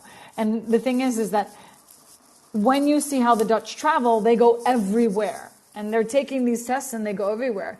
But they're also very resistant and sort of stubborn to say, hey, I don't want to be forced to take a vaccine, but I'm happy to pay money to take a PCR test or a rapid antigen. But to the point of what everyone's saying in all these countries, the 16 of them, is that it's going to be specifically to those events that are also really large, where there's clusters. As Heyman has said, it also depends on the viral load. like outdoor concerts and festivals. So those are going to be requiring it. And ironically, in a country like Netherlands that has 900 music festivals a summer, they've lost a lot of money because that's like their cash cow. You could fall over a festival in the summer here. It's like they do 30 festivals a day all over the country. It's crazy. But they're losing a lot, but that's also why people are like, I'm getting vaccinated because they want to go to these concerts, but the festivals are also been shut down. So it's kind of like, okay, where do we go now? There's no festivals. The schools are getting concerned because September's right around the corner. So I just think this is going to be very, very interesting over the next like 30 to 60, 90 days on how this will impact the countries and also the travel. And also what Cheryl said is very, very valid. What Netherlands does is not what Germany does. What Austria does is not what Netherlands and Germany does. But they have to cross border. And if cross-border is going to bring business, they have to be very diplomatic on how they set that in place. They have to be very diplomatic because they could also lose business. And Europe doesn't have a lot of influx of business other than when tourists come in to visit.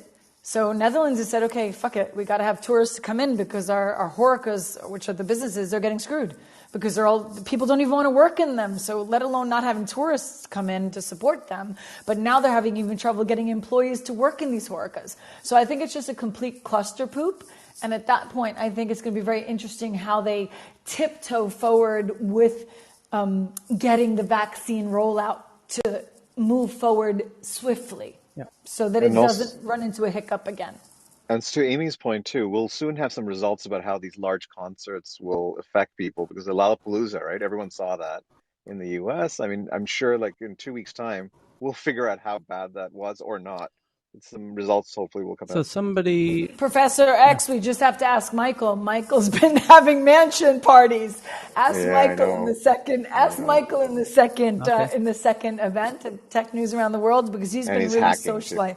He's really socializing a lot. He's hacking it, and I asked him because I saw And he's his literally hacking feed. it. He's literally He's hacking literally my hacking it. cough. Like I honestly, know, we so need to ask him how he's doing. coughing and stuff. Yeah. There's some Poppy just shared a map of the COVID vaccine map of how countries are doing around the world from the Guardian, and I believe I just tweeted it out. Yes, I did at Tech News Twitter account TNATW, and it shows the kind of penetration of maps of populations around the world that have been vaccinated, and Africa has not been vaccinated, and neither has the Middle East and or Southeast Asia, with the exception of Cambodia.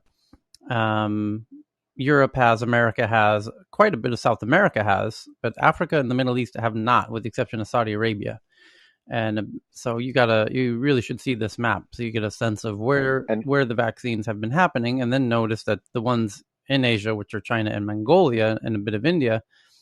Well, in the case of China, Mongolia, that's Sinovac, which is now proving to be rather ineffective against Delta, which they are now getting, and that's a headline we're watching with intense interest, which is the spread of Delta in China.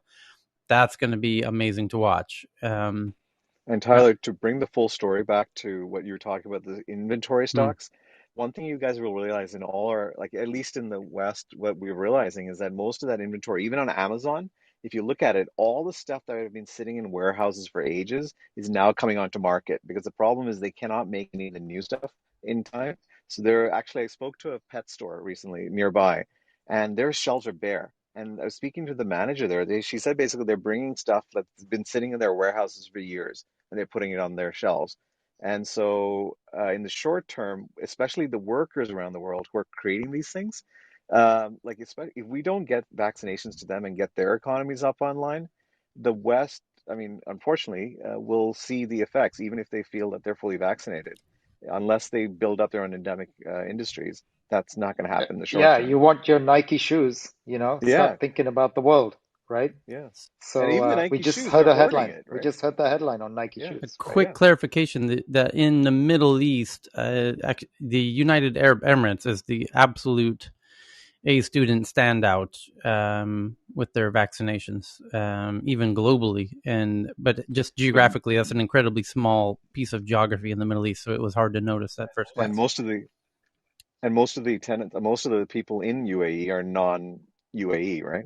I think what percentage? I'm Fair not point. sure. They have It's a high Brazil, but immigrant it's a population. Yeah. yeah, Yeah. So next big article is also from Poppy, from Forbes, that e-commerce inflation, online prices are up 2.3% over the last year.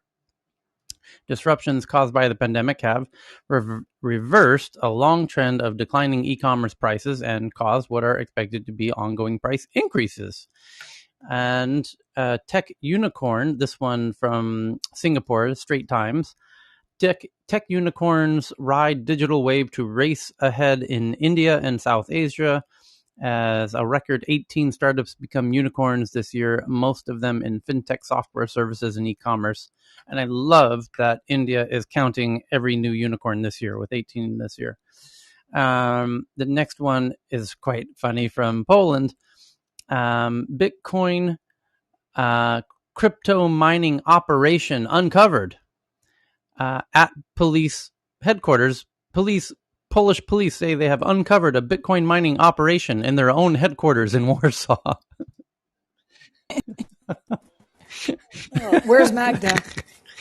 Where's What Magda? were they thinking with the energy bills, right? Like, oh, we just had a spike. It's coming from inside the building. That's It's classic right it's like there. a Bitcoin horror movie. He's inside the building.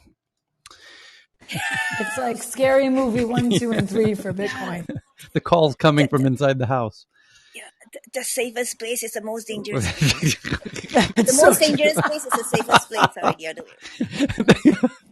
That's my mother's Polish, so I'll go ahead and make the Polish joke. It's just like, yeah, you're right, Cheryl. It's like, where should we run our operation? Let's run it inside the police station. It's the last place they'll think to look for it.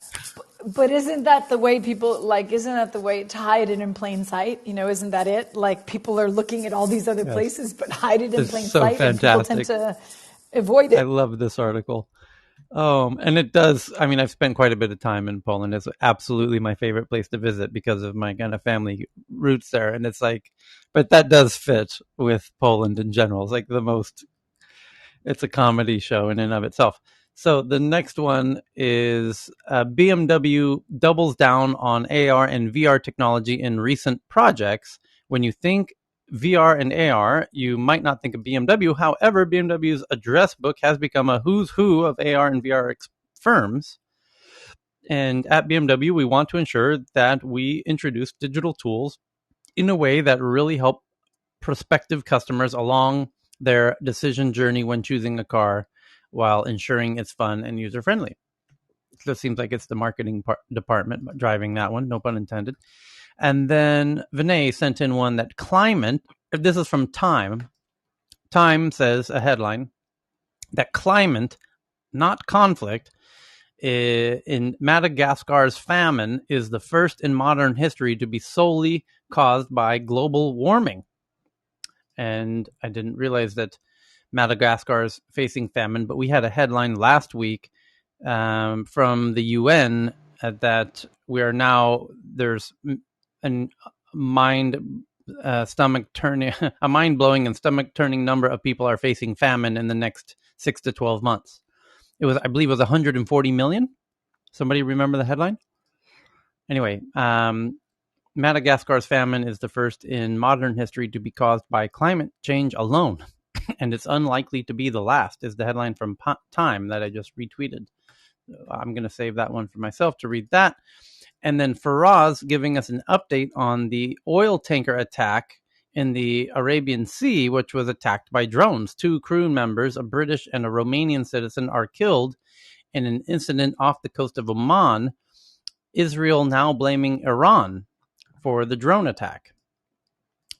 And where it was, these are obviously a little tricky to figure out now that drones are being militarized and used in this case attacking an oil tanker, which, holy cow, imagine if the explosive had managed to get to the oil itself. That thing would have turned into the world's largest oil fire through a drone. Quite a concerning development.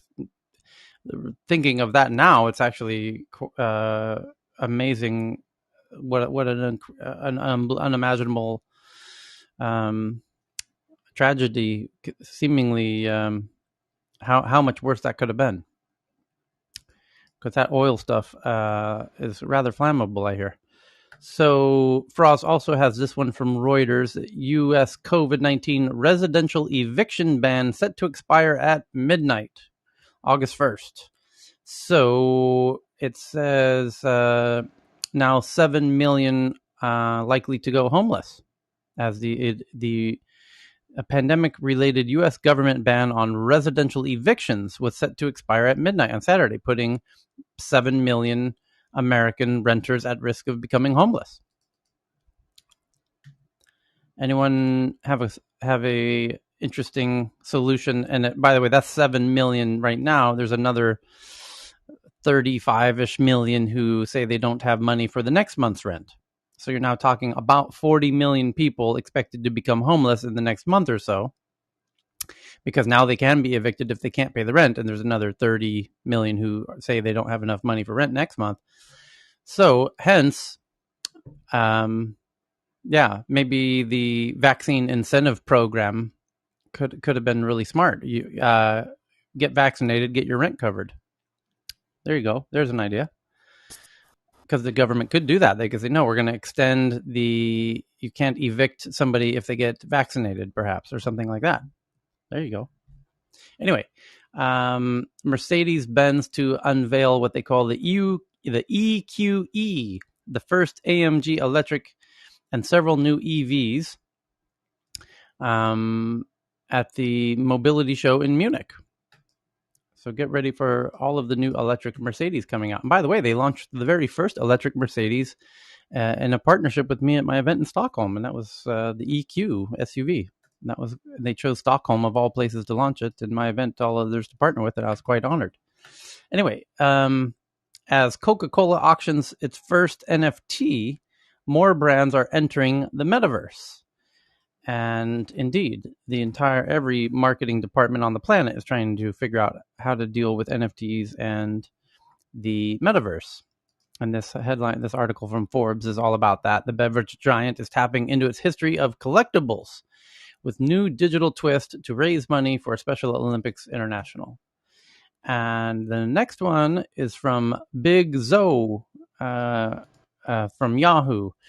It says, airlines like United and American are dedicating billions of dollars to fly a new aircraft, these electric aircrafts, essentially. The two airlines aim to be at the forefront of a burgeoning industry, but the greatest hurdle might be getting travelers to fly on the new aircraft, and you can get a look at it. It's quite sexy, and it's this whole vertical takeoff and landing phenomena. Count me in. I cannot wait. U.S. President Joe Biden has called for states to offer $100 to newly vaccinated in an effort to address flagging jab rates amid virus surge. With Florida now leading. Boy, who could have predicted that? I wonder if anyone on stage was warning, yelling, shouting, even claiming southern states that were bragging about how impervious they were to COVID. They are now leading in COVID cases. Yeah, good times, Florida. Well done. You did it, Florida. I think one of the quotes was from the person that has been warning us quite a lot. It was watch the F out, like just watch this effing thing coming at you. And I mean, that's just one of them. And I'm serious, like you literally 2 months ago, because of your on the ground, and Lakeisha as well, on the ground experiences, you guys were saying, look, guys, this is coming. Let me give you an update. Let me just give you Yeah. let me, as the person who was the Nostradamus of Delta, Deltradamus, as you can call me. That's the title. The Deltradamus. Myanmar, next door to Thailand, is now expecting 50% of people to have Delta. Half the country has Delta. So, Florida, I realize you think you're special people, American exceptionalism. You know, let me play your soundtrack right here, baby. Let's jump the drawbridge, Florida. Let's do this. But your car's gonna crash and burn. Boss Hogg is gonna catch y'all, and y'all going to jail. You're gonna get the COVID. Okay, so. And going over the bridge is not going to help you. Yeah, jumping the drawbridge in the General Lee ain't going to save you from the COVID. So I saw a headline over the weekend that I did not tweet, but it was specific to the state of Missouri, where people who were planning to now get vaccinated were dressing up in disguises so that people in the community did not recognize them. I mean, that's how deep the social pressure in some circles is for people not to get vaccinated in the US. And all I could think of was only in America. Meanwhile, I was coming from the supermarket the other day, back to my little village, and I saw an only in Thailand kind of visual where there were 4 people riding in the back of a pickup truck, which is very Thai, and it happens in many, many places around the Hang on, world. they weren't But riding. they're They wearing weren't riding on hazmat. top of the truck. No, this was just a regular pickup truck. So they weren't riding on like a stack of like bananas that were, Yeah, being hauled across the spilling country. out of the side So, of the but they truck. Yeah. were riding in the back of the pickup truck wearing white hazmat suits, masks, with a helmet, and it struck me as being something out of what was that Steven right? No. The one about the aliens, like in the late 70s, early 80s. But anyway, Close Encounters of the Third Kind, right? Where people are, it's like this, people riding in the back of a pickup truck, absolutely natural in Thailand.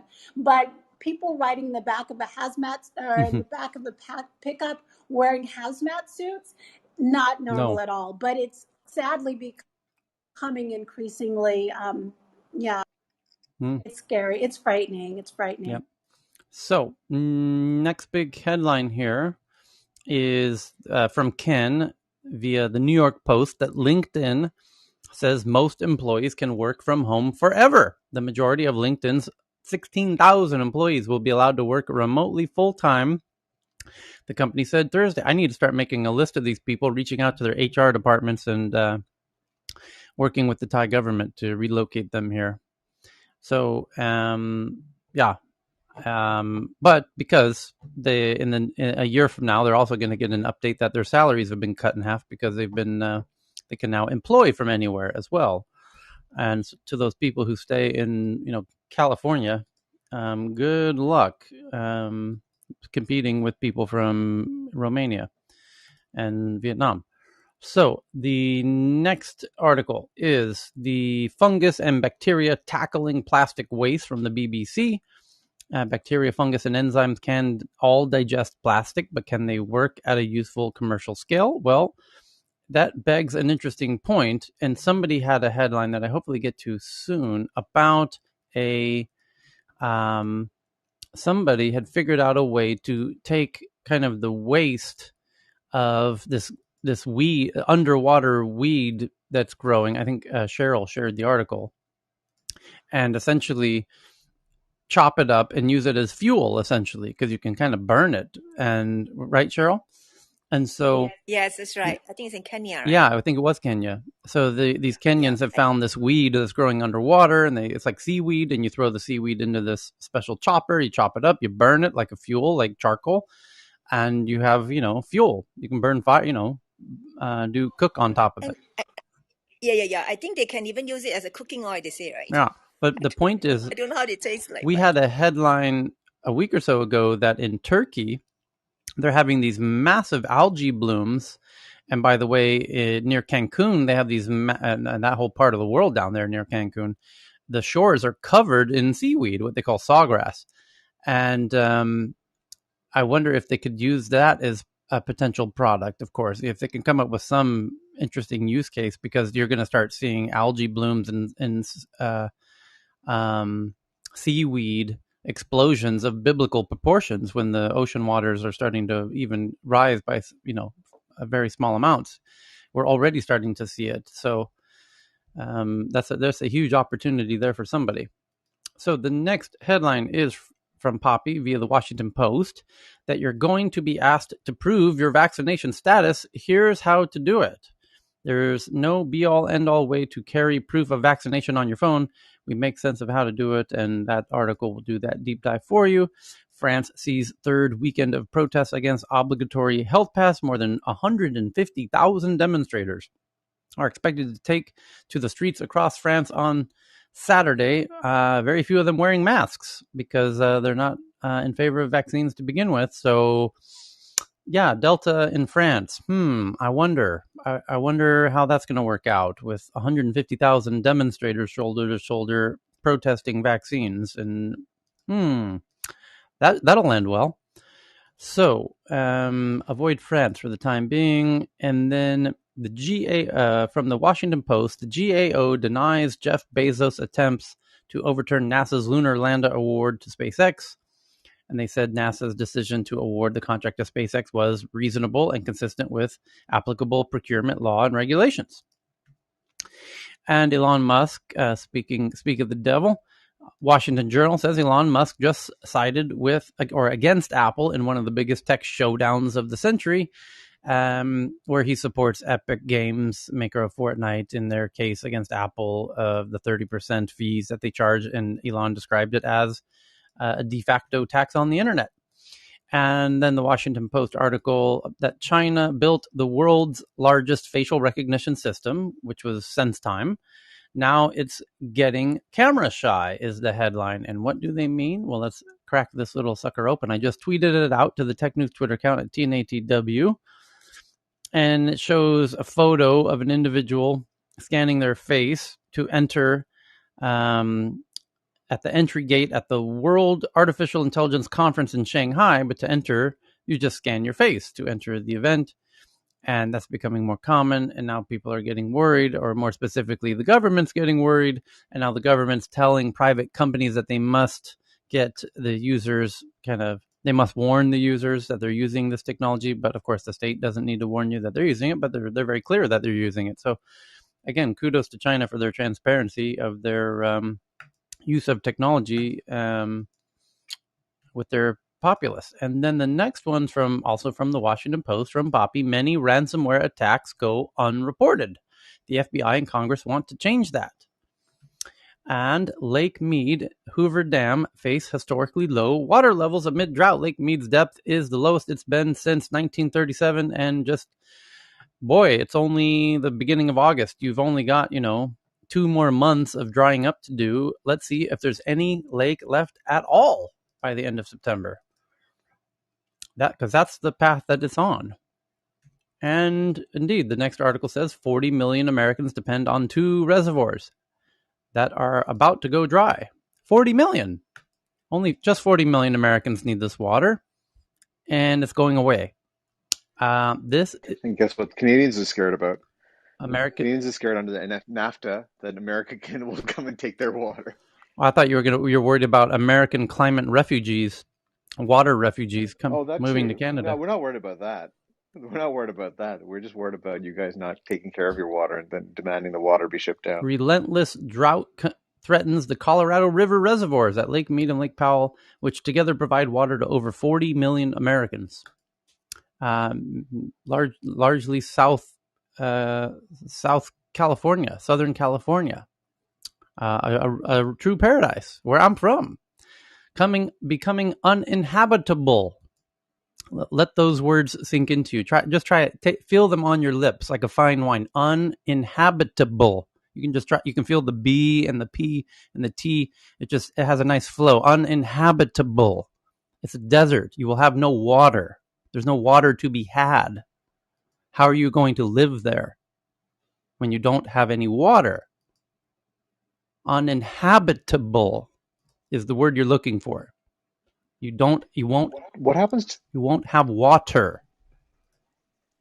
What happens to a semiconductor with all the water requirements? All the new buildings they're building. Mesa, Arizona. Good question, Heyman. Yeah. That's really good because we're moving them back, right? Mm-hmm. So, yeah, very good question, actually. Artificial intelligence can now be recognized as an inventor after a historic Australian court decision because an AI filed a patent, won the patent, and now an AI can be an inventor. Mark Zuckerberg is building the wrong metaverse, according to a tech journalist who probably has never been there, from Forbes. Paul Tassi, senior contributor, says that Mark Zuckerberg's building the wrong metaverse.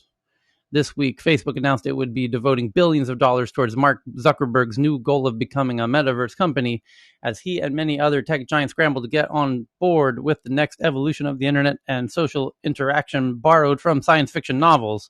But given everything I've heard from Mark Zuckerberg, it sounds like he's taking the wrong path to reach the metaverse, and he doesn't seem to realize that many others are well ahead of him already. And the sci-fi novels, the term is borrowed from. The metaverse is a shared virtual world accessed by fully integrated VR, whether that's in Neil Stephenson's Snow Crash, where the term was originated, or Ernst Cline's Ready Player One, which it's instead called the Oasis. In Zuckerberg's telling, he believes that his own Oculus VR tech will be the gateway to help build the metaverse to come. And then they give a very big quote from Zuck, which says, what virtual and augmented reality can do, and that the metaverse broadly is going to help people experience, is a sense of presence that I think is just going to be more natural in the way that we are made to interact. And I think it will be more comfortable, especially for people on the spectrum and with Asperger's, of course. And interactions that we have will be a lot richer. They'll feel real. In the future, instead of just doing this over the phone call, you'll be able to sit as a hologram on my couch, or I'll be able to sit as a hologram on your couch, and it'll actually feel like we're in the same place, even if we're in different states or hundreds of miles apart. So I think that is really powerful. But back to the journalist who wrote the article, he says that VR is at the core of how Mark Zuckerberg defines the metaverse in general. And the main problem with Zuckerberg's metaverse concept is how heavily he's leaning into the necessity of VR and AR. The reality is that Zuckerberg is skipping several steps along the way, ignoring the fact that despite years on the market, VR has yet to approach anything like widespread mainstream adoption. It's estimated that new headsets like Oculus sell millions of units a year, but Facebook has yet to release hard sales data for it. And the tech is absolutely dwarfed, not just by every video game console on the market, but PCs, tablets, and mobile devices. Mark Zuckerberg's trying to build the metaverse with tech in exactly the vein of those sci-fi books, ignoring the reality of the market and seemingly many challenges VR still endures for mass adoption after all this time. And I can't even bother to read this guy's nonsense. Holy shit. He even admits he doesn't have the data, and Mark does, and Mark's the guy building it, and you're not. Why are you even trying to have an argument against with somebody who has the data when you don't? Paul Tassi, please stop. Just stop, Paul. Tyler, he's a senior contributor. Paul, just stop. Mark Zuckerberg's building the wrong metaverse that he hasn't even built yet, Paul. Do you realize how kind of silly that sounds, that he's building the wrong metaverse that he hasn't built yet? Right, Paul? Hello, Paul. Let's think about this for a second. He hasn't built it Is yet. Paul an AI? Mark's not yet built it yet, but he's building the wrong one that he hasn't built yet. That you don't know what he's going to build because you've not yet had an interview with him, and no one knows because we're all reading everything Mark says. And they have the data of how many units they've sold, and you don't. And you admitted you don't. And you're saying it's too early, but he's got the data, and you don't. And you're trying to argue with someone who has the data when you don't. Paul, let's think this through a little bit, shall we? Okay, next article. Going at it here. Cal, you had this one. Walmart names the. Oh, you shared the same one that we talked about the. Yeah, we've already done that one. Yeah. And what else we got here? China's appetite for membership-only retailers grows as the middle class emerges, and China's membership-only retailers flourish despite growing pressure on brick-and-mortar stores. And indeed, the membership stores like Sam's Club, right, is what this is in reference to, and Costco. And indeed, that model is absolutely flourishing because you buy in massive bulk and you get incredible value that you can't get even online. Yeah, it is all about Sam's Club and Costco. Essentially, the article says membership-only bulk retailers are growing in popularity in China's big cities, catering to increasingly wealthy and selective consumer population, but it's unclear whether the model has large-scale appeal due to its relatively high price points and increasing competition from e-commerce stores. So there you go. And then the next one is, let's see here. From YouTube, Sky News Australia barred for a week by YouTube over COVID misinformation. And Sky News is no small outlet in Australia. In fact, it's one of the biggest. And they've been barred for a week by YouTube for COVID misinformation. And Donish, They are owned by Fox, right? yeah, owned The same as by Rupert Murdoch. Yeah.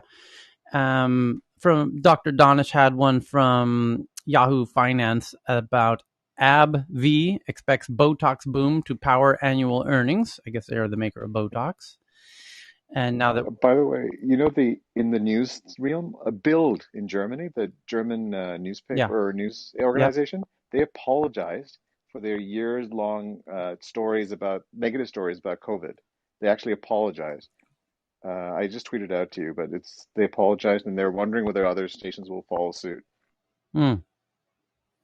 Okay. And then the next big ones, Donish has a couple here. One that says, kind of breaking, DC Mayor Bowser officiates maskless indoor wedding. Okay. And then Zoom settles a consumer claims for $85 million to get out of a big, what do you call those, class action lawsuit. And then Anna Marie has one that the Swedish health tech startup Doctor.se secures $50 million from Tencent. And that's one of China's big tech companies investing in a European health tech company. There you go. But they're a super data company. And Cheryl has one here. A fake $1.3 million pumpkin sculpture was spun into a lavish lifestyle of private jets and Rolex watches by the German socialite. What the hell is that about, Cheryl? It's Kusuma Pumpkin. It's very, very famous artist from Japan. The whole world knows her. She had a collaboration with LV as well. Okay. You don't know Kusuma? No. Okay, never mind. Okay. Do you know Naoshima? Naoshima. Yeah, the artistic island of Okayama. It's obviously an island. It ends in Shima, yeah. Okay, great. You don't know. Never mind. It's okay. Okay. So then, Cheryl, you have a few here. India's entrepreneurs are burdened by a welter of regulations, high taxes, and a capricious government that can change the rules of the game at a moment's notice, according to Rupa Subramanyana. So sounds like Indians also feel they're not, that they are have a similarity with Chinese entrepreneurs in a feeling that the government can change the rules at any moment. I think MasterCard might agree with them. And Samsung takes Intel chip seller crown, but a bigger showdown looms. And that's from Ken from the Wall Street Journal. Hundreds of AI tools have been built to catch COVID, but none of them have helped, according to the MIT. Thanks to Evan for that one. Some have been used in hospitals despite not being properly tested, but COVID could help make AI better. And there's this new kind of box called a TeraBoxes that now, as a container-like boxes, generate solar energy from electricity and sand to help fight climate change and within the Earth's deserts. And lab-grown technology extends far beyond meat to diamond and trees and even human bones, according to our friend Evan through geneticliteracyproject.org, where they're now starting to make all kinds of interesting things through in the labs, not just chicken and beef. A Tesla owner in Norway suffers unconsciousness while driving. Tesla autopilot detects it, slows down, comes to a stop so emergency medical systems can help. And this was all caught on camera. And I just tweeted it out. And one Tesla driver pulls up beside another Tesla driver, notices that the driver is passed out, unconscious. An older gentleman at the wheel, totally unconscious. And I guess the Tesla itself realized that the driver was passed out. And so the Tesla slowed itself down in the middle of a tunnel. And you can see this all on film now. Fantastic footage. Really cool. The next one is Square announces its plans to acquire Afterpay. That was the first big article of the day. And then a lot of people sharing that one. And a story from CNBC about how a 30-year-old became Australia's youngest self-made billionaire during the pandemic. Named Nick Molnar has catapulted to billionaire status under the pandemic following the runaway success of his buy now pay later, which he's just sold to Square. 30 years old, not bad. And Evan and everyone tweeting that one in today. And Vinay, you had this one about panic is suddenly spreading amongst Bitcoin, Ethereum, and other crypto traders. Crypto traders are feeling nervous due to the $550 billion bipartisan infrastructure bill that's currently making its way through the U.S. Why, Vinay?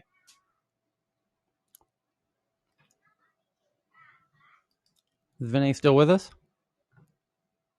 He's on stage, but I think he's probably multitasking. So why is the infrastructure bill panicking crypto folks? Let's see. It says Bitcoin and cryptocurrency prices have soared this weekend.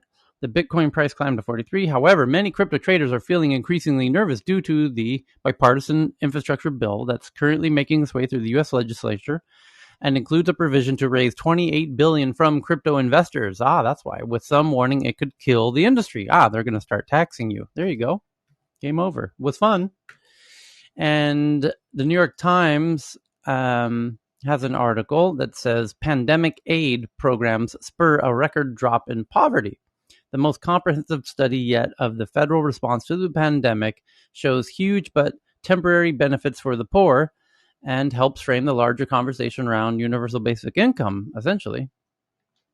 Because a lot of people got a lot of aid during the pandemic to keep the food on the table. And interesting to see if that could evolve into universal basic income. Dr. Donish has one from the Washington Post about why young people are using preventative Botox and what they need to know. Preventative Botox can be safe and effective, but there is a potential risk, and experts say the injections aren't the only way to maintain a healthful look. But it's essentially about the power of social media and all of our Zoom calls that we now do. Now that we're all working remotely and whatnot. So thank you for that one, Dr. Donish. And Italy banned cruise liners in the Venice Lagoon from August 1st. And they defend its ecosystem and heritage, moving to end years of hesitation and putting the demands of residents and cultural bodies above those of the tourist industry. And that, no doubt, is a huge debate for the citizens of Venice, which that city is just overcome with tourists. And they want to get rid of the cruise ships and a lot of the tourists. So they're making progress there. Singapore team finds drug cocktail effective against COVID-19 Delta. From Cheryl, from the Straits Times. The platform named Identif.ai has identified antiviral drug remdesivir together with lopinavir and rotenavir, which are drugs used to treat patients with HIV, which seem effective against COVID-19. And then what else do we got here? Renault locks in lithium supply from Vulcan Energy in a 5-year deal. From Reuters, and thank you to Anita for that one. Tokyo Games organizers are conducting an investigation after athletes were found drinking alcohol in the Olympic Village last week, violating measures to prevent the spread of COVID-19. There was also another story about 2 athletes from Georgia, the country, not the state, who snuck out of the village to go sightseeing, which is a direct violation of the Olympic rules. Is it not, Cheryl? See. Yes. Yes. There you go. That was it. I couldn't unmute. I'm That's sorry. all right. And Tokyo Game organizers are conducting an investigation after athletes were found drinking alcohol in the Olympic Village last week, which is a violation.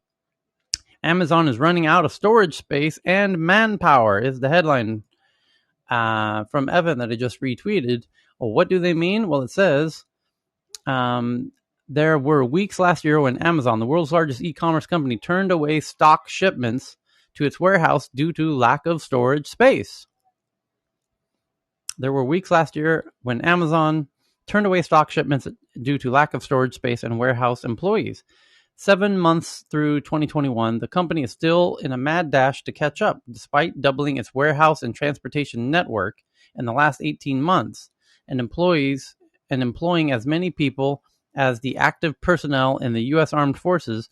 New figures show Amazon is investing in unthinkably vast amounts of square footage for storage and shipping of goods. Amazon shares dropped 7% on Friday after the company lowered sales growth estimates, but for many investors, logistics are the bigger concern.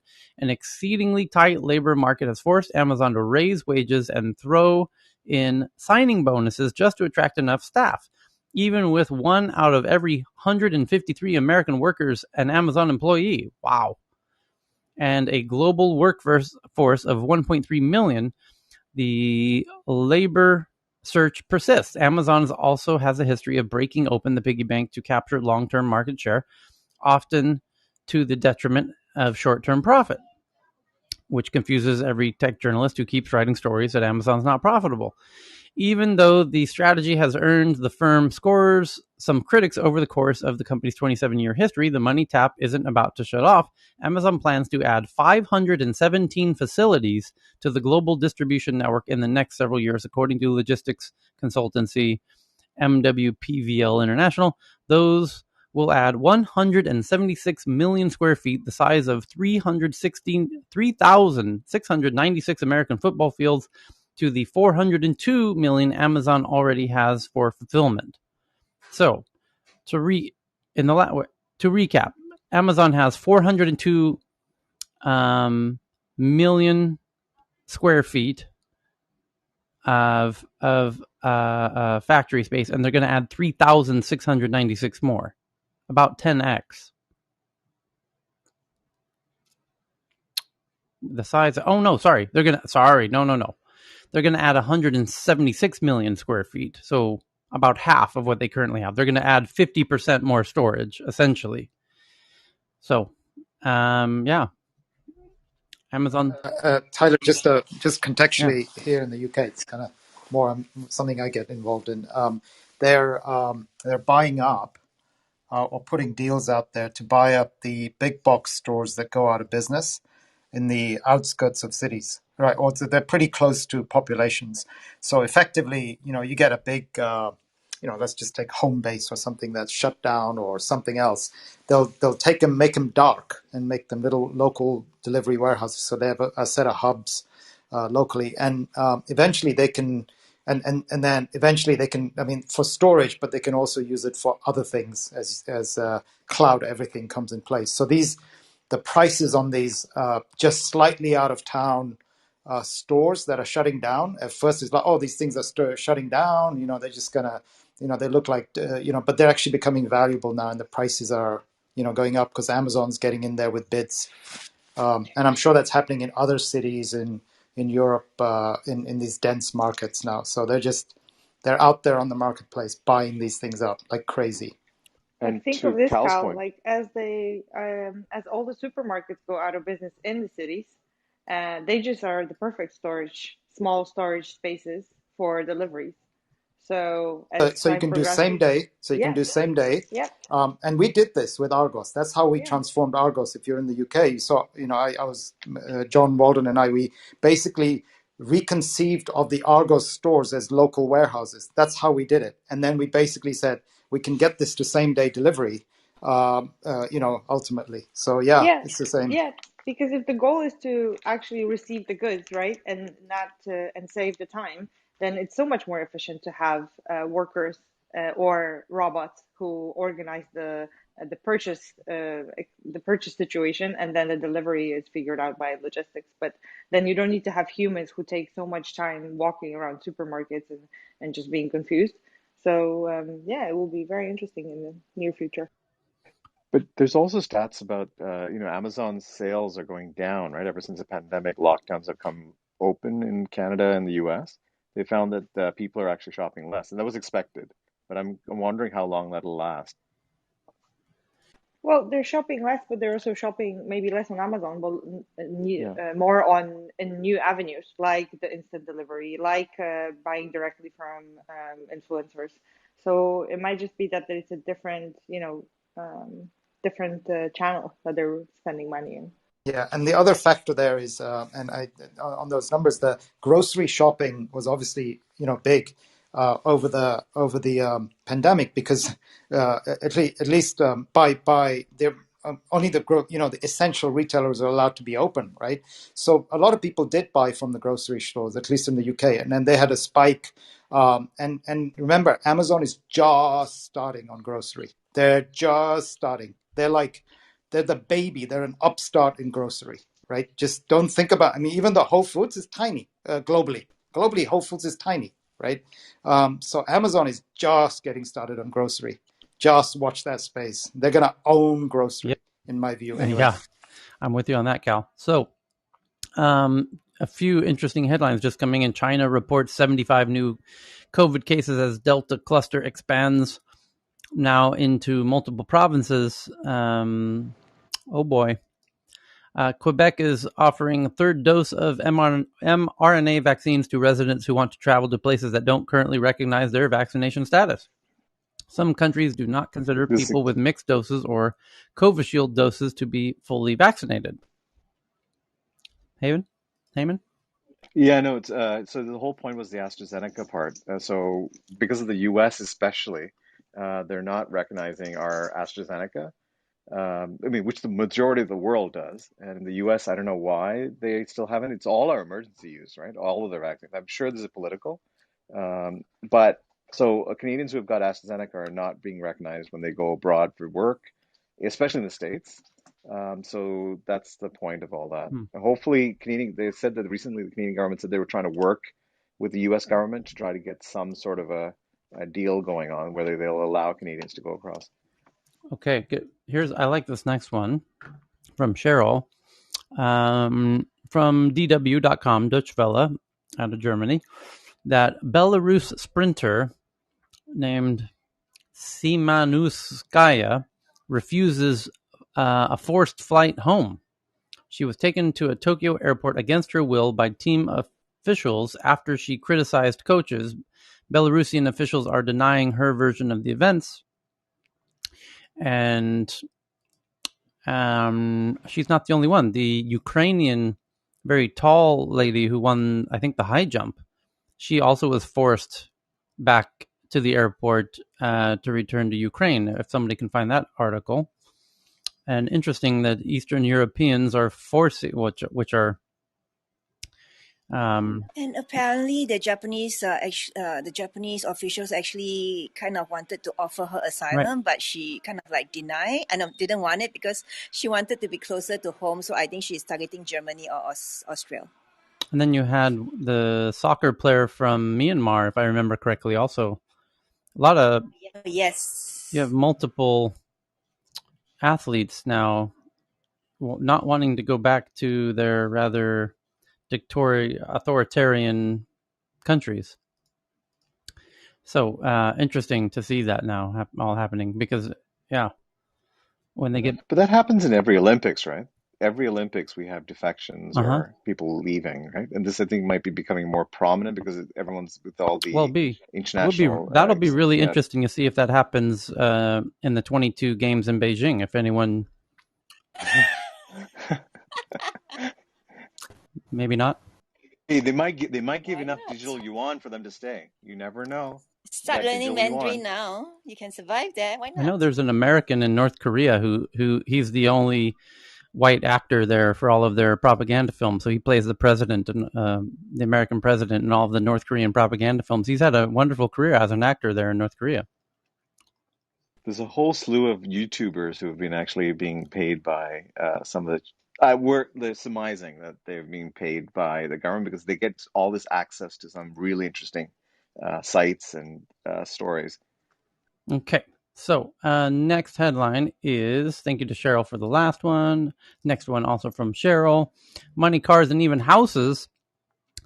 Southeast Asian medalists at the Tokyo Olympics are receiving lavish rewards for their accomplishments, in addition to a hero's welcome when they return home.